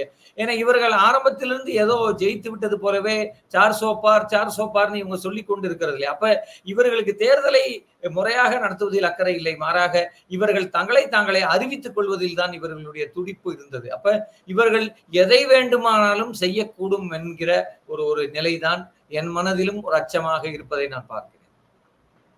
சரி, இப்போ இந்த ஒரு அச்சத்தோட தான் நம்ம இருக்கிறோம். இன்றைக்கு இந்தியாவின் அரசியல் சூழல் எப்படி இருக்கிறதா நீங்க நினைக்கிறீங்க? இந்தியாவுக்கு இன்றைக்கு என்ன தேவை? நம்ம 10 வருடங்கள் பாஜக ஆட்சியில் பார்த்தோம், நிறைய பிரச்சனைகளுக்கு நாம் குரல் கொடுத்திருக்கிறோம். டிமானிட்டைசேஷன் தொடங்கி பல முடிவுகள் இவர்கள் எடுக்கும் பொழுது, அந்த விவசாய சட்டங்கள் குறித்தெல்லாம் விவசாயிகள் எவ்வளவோ போராடினார்கள். இந்த எதிர்குரலுக்கு என்று ஒரு மரியாதை இல்லாமலே இருந்தது 10 வருடங்களாக. இந்த 10 வருடத்தில் இந்திய மக்கள் என்ன தெரிந்து கொண்டார்கள் நீங்க நினைக்கிறீங்க? நிச்சயமாக இந்த 10 வருடங்களில் இந்திய மக்கள் எதை தெரிந்து கொண்டார்கள் என்றால், காங்கிரசின் அருமையை உணர்ந்து கொண்டார்கள். முதல்ல காங்கிரசினுடைய அருமையை உணர்ந்து கொண்டார்கள். எப்படி 50 ரூபாயில் அவர்கள் பெட்ரோலை வைத்திருந்தார்கள், அதை எப்படி இவர்கள் கொண்டு சென்றார்கள் என்று நாம் பார்த்தோம். இன்னொன்று 2014 மாற்றத்தின் பெயரால் ஜனங்கள் ஏமாற்றப்பட்டார்கள். 40 ரூபாய்க்கு பெட்ரோல், 40 ரூபாய்க்கு டாலர், US டாலர் என்று எப்படி பொய் வாக்குறுதிகளை அள்ளி வீசி இந்திய ஜனங்களை முட்டாள்களாக்கினார்கள் என்பதை நாம் பார்த்தோம். அதே வேளையில் இவர்களுடைய அரைவேக்காட்டுத்தனமான அந்த பண மதிப்பிழப்பு நடந்த நேரம் அவர் சொன்னார், கோவால மேடையில் ஏறி 50 நாட்கள் கொடுங்கள், இல்லை என்னை கொளுத்துங்கள் அப்படின்னாரு. இன்னைக்கு எத்தனை 50 நாட்கள் முடிந்து விட்டது நம்ம பார்த்தோம். அப்ப அவர்களுக்கு அதை பற்றியெல்லாம் கிஞ்சித்தும் கவலை இல்லை என்பதை நாம் பார்த்தோம். விவசாய போராட்டம் போன்ற ஒரு போராட்டத்தில் 750க்கும் மேற்பட்டவர்கள் இறந்து போனார்கள் போராட்ட களத்தில். இவர்கள் எதையும் மதிக்கவில்லை, எங்கேயும் இவர்களுக்கு மக்களின் மீது மதிப்பில்லை என்பதை நாம் நெருக்கமாக பார்த்தோம். அப்ப அதெல்லாம் நமக்கு பெரிய அளவில் வருத்தம் தரக்கூடிய விஷயங்கள் தான். இவர்களுக்கு இந்த நாட்டினுடைய எளிய ஜனங்களின் மீது, இந்த நாட்டின் ஏழை வாழைகள் மீது, இந்த நாட்டின் வேலையற்று இருக்கக்கூடிய லட்சக்கணக்கான கோடிக்கணக்கான இளைஞர்களின் மீது எந்த விதமான அக்கறையும் இல்லை என்பதை நாம் அடிப்படையாக புரிந்து கொண்டோம். அப்ப எத்தகைய ஒரு ஆட்சியின் கீழ் நாம் 70 ஆண்டுகள் இருந்தோம், அந்த ஆட்சி எத்தகைய ஒரு அரசு எப்படி எத்தனை பொதுத்துறைகளை ஏற்படுத்தியது, எத்தனை மதிப்புமிக்க நிறுவனங்களை ஏற்படுத்தியது, அந்த நிறுவனங்கள் யாவற்றிலும் எப்படி இடஒதுக்கீடின் அடிப்படையில் இந்த நாட்டில் அனைவருக்கும் வேலை வாய்ப்பு கிடைத்தது, உத்தரவாதமான வேலைகள். இன்னைக்கு நீங்க பாத்தீங்கன்னா நீங்க மற்ற வேலை வாய்ப்பு இல்லை, அரசாங்கம் வசம் மட்டுமே 30 லட்சத்திலிருந்து 40 லட்சம் வேலை வாய்ப்புகள் இருப்பதாக புள்ளி விவரங்களை அரசே வெளியிடுது. அப்போ ஒரு அரசில் 30-40 லட்சம் வேலை வாய்ப்புகள் இருப்பதை நீங்க எப்படி தைரியமாக வெளியிடுறீங்க? அதை 10 ஆண்டுகளை நீங்க நிரப்பவே இல்லை.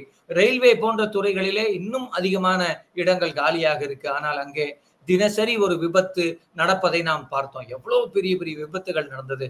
அந்த விபத்துகள் நடந்த போதெல்லாம் ரயில்வே நிர்வாகம் சொன்னது, எங்களுக்கு பணியாளர்களுடைய பற்றாக்குறை இருக்கிறது, ஏராளமான கேங்மேன் இல்ல, சேஃப்டி ஆபீசர்ஸ் இல்ல. அப்ப ரயில்வே என்பது இந்தியாவில் அதிகபட்சமான நபர்களுக்கு வேலை கொடுக்கக்கூடிய ஒரு துறை. அப்ப அந்த துறை உள்ளிட்டு எல்லாவற்றிலும் எப்படி இவர்கள் வந்து அந்த வேலை வாய்ப்புகளை இவர்கள் நிரப்பவில்லை, எங்கேயுமே இவர்கள் பணியிடங்களை நிரப்பவில்லை. பணியிடங்களை நிரப்பி வேலை வாய்ப்பை இளைஞர்களுக்கு ஏற்படுத்தி கொடுக்கும் நோக்கமே இவர்களுக்கு இல்லை என்பதையும் நாம் தெரிந்து கொண்டோம். அப்படி இவர்களுக்கு இங்கே இந்த நாட்டில் ஒரு சீரான வளர்ச்சியை ஏற்படுத்த வேண்டும், ஒரு சமமான வளர்ச்சியை ஏற்படுத்த வேண்டும், அனைவருக்குமான வளர்ச்சியை ஏற்படுத்த வேண்டும் என்கிற அக்கறை இல்லை. மாறாக நீங்க இன்னைக்கு இந்த தேர்தல் முடிவுகள் வெளியிடப்படுகிற நேரம் பாஜகவினுடைய தலைவர்கள் சிலர் தொலைக்காட்சி ஊடகங்களை பேசிக்கிட்டு இருக்கிறத நான் பார்த்தேன். அவங்க வெளிப்படையாக மிரட்டுறாங்க, தமிழ்நாட்டு மக்கள் தவறு செஞ்சுட்டாங்க, தமிழ்நாட்டில இருந்து ஒரு 5-6 அமைச்சர் போயிருக்கலாம், அது வீணா போயிடுச்சு. மக்களின் தீர்ப்பை அவர்கள் ஏற்கும் மனநிலையிலே இல்லை என்பதை அவர்கள் இந்த நிமிடத்திலும் வெளிப்படுத்தியவாறு இருக்கிறார்கள் என்பதுதான் நமக்கு அது மகிழ்ச்சி அளிக்கவில்லை, வருத்தத்தை தான் அளிக்கிறது. எப்படி அரசியல் பக்குவம் அற்றவர்களாக, ஒரு ஜனநாயகத்தின் அடிப்படைகள் அறியாதவர்களாக ஒரு அம்மா எல்லாம் இன்னைக்கு உட்கார்ந்து ஜாதி வாரியா பேசிக்கிட்டு இருக்கு. ஒவ்வொரு தொகுதியிலும் இருக்கக்கூடிய ஜாதிகளை சொல்லி அது பேசிக்கிட்டு இருக்கு. எந்த ஜாதிக்காரனை எங்க போட்டிருக்கணும், எந்த ஜாதிக்காரனை தவறா போட்டோம், எனக்கு புரியவே இல்லை. இவர்கள் எல்லாம் இந்தியாவில் தமிழகத்தில் தான் வாழ்கிறார்களா, அல்லது அந்த அம்மாவுக்கு ஒரு 60-70 வயது இருக்கும், அந்த அம்மா எல்லாம் என்னத்தை தான் 70 வருஷத்துல தெரிந்து கொண்டது இந்த நிலத்திலிருந்து? படிச்சிருக்கா அந்த அம்மா? அந்த பார்த்தா ஒரு டிகிரி முடிச்ச, குறைந்தபட்சம் அந்த அம்மாவோட மொழியில அவர்கள் எல்லாம் எங்கே இருந்து வந்தார்கள் என்பது நமக்கு ஒரு பெரிய வருத்தம் அளிக்கக்கூடிய. நாம் அனைவரையும் அரசியல் மயப்படுத்த வேண்டும் என்று நான் நினைக்கிறோம். ஆனால் அவர்கள் மாறாக இந்த நிலத்தில் இருக்கக்கூடிய அனைவரையும் அடிமைகளை போல் பார்க்கிற மனநிலையில் இருக்கிறார்கள் என்பது நமக்கு ரொம்ப வருத்தமாக இருக்கிறோம். நாம் பார்க்கலாம், இன்றைக்கு இன்னும் இப்ப மணி 5:45 6 ஆகுது. ஒரு 8 9 மணி வரை 10 மணி வரை கூட சதி திட்டங்கள் ஏன்னா இந்த கவுண்டிங் பூத்தில் இருக்கக்கூடிய ஏஜென்ட்டுகள் எல்லாம் சோர்ந்து, நண்பர்கள் எல்லாம் டீ குடிக்க சாப்பிட வெளியே போய், ஏன்னா ஒரு சோர்வு வரும், காலையில இருந்து அங்க இருக்காங்க, கூர்ந்து பார்த்து ஏதாவது செய்ய முடியுமான்னு பாக்குறாங்களோ. நிச்சயமாக இவர்களுக்கு தேவையானதை, அதாவது அந்த லெஸ் மார்ஜின் இருக்கக்கூடிய இடங்கள் இருக்கு இல்லையா, அங்கெல்லாம் இவர்கள் அந்த வேலையை செய்வதற்கான வாய்ப்பு இருக்கு. இன்னும் கூட நான் கேள்விப்பட்டேன், கோவையில் போஸ்டல் பேலட்ஸ் இவங்க அறிவிக்காமலே வச்சிருக்காங்க அப்படின்னு ஒரு தகவல் உலவிக்கொண்டே இருக்கிறது. அந்த போஸ்டல் பேலட்ஸ், ஏன்னா போஸ்டல் பேலட்ஸில் என்ன வேண்டுமானாலும் நடைபெற்றிருக்கலாம். அப்ப அந்த போஸ்டல் பேலட்ஸ் போன்ற ஒன்றை கையில் வைத்துக் கொண்டு அதை நாங்கள் கடைசியில் அறிவிப்போம் அப்படின்னு அவங்க அது இன்னும் அதை அறிவித்து, எப்பயுமே நமக்கு தெரியும், இத்தனை தேர்தலை நாம் பார்த்து இருக்கிறோம், 80களிலிருந்து இருந்து தேர்தலை நுணுக்கமாக நான் பார்த்து வருகிறேன். போஸ்டல் பேலட்ஸ் தான் காலையில முதல்ல எண்ணி வெளியிடப்படுகிற எண்ணிக்கைகளாக இருக்கும். ஆனால் அப்படி ஏதோ ஒன்றை கோவையிலும் நிறுத்தி வைத்துக் கொண்டிருக்கிறார்கள் என்பது நிச்சயமாக இவர்கள் ஏதோ ஒரு பெரிய திட்டத்தோடு தான் இருக்கிறார்கள். இவர்கள் எதையும் செய்ய துணிந்தவர்கள் என்பதால் நாம் விழிப்போடு நாம் இதை அணுகுவோம், பார்ப்போம். ஜெனிஃபர், நிச்சயமா நம்ம பேசலாம். இன்றைக்கு நம்ம இப்போது இருக்கக்கூடிய சூழல் பற்றி பேசி இருக்கிறோம். இன்றைக்கு இரவு பொறுத்து நாளைக்கு பார்க்கலாம் என்ன மாதிரியான முடிவுகள் வரப்போகிறது என்று. 2-3 மணி நேரத்திற்கும் மேலாக எந்த ஒரு பெரிய அப்டேட்டும் இல்லாம இருக்கு. நம்ம பொறுத்திருந்து பார்க்கலாம். இந்த நிகழ்ச்சியில் இது குறித்து பல்வேறு கருத்துக்களை பகிர்ந்து கொண்டமைக்கு மிக்க நன்றி.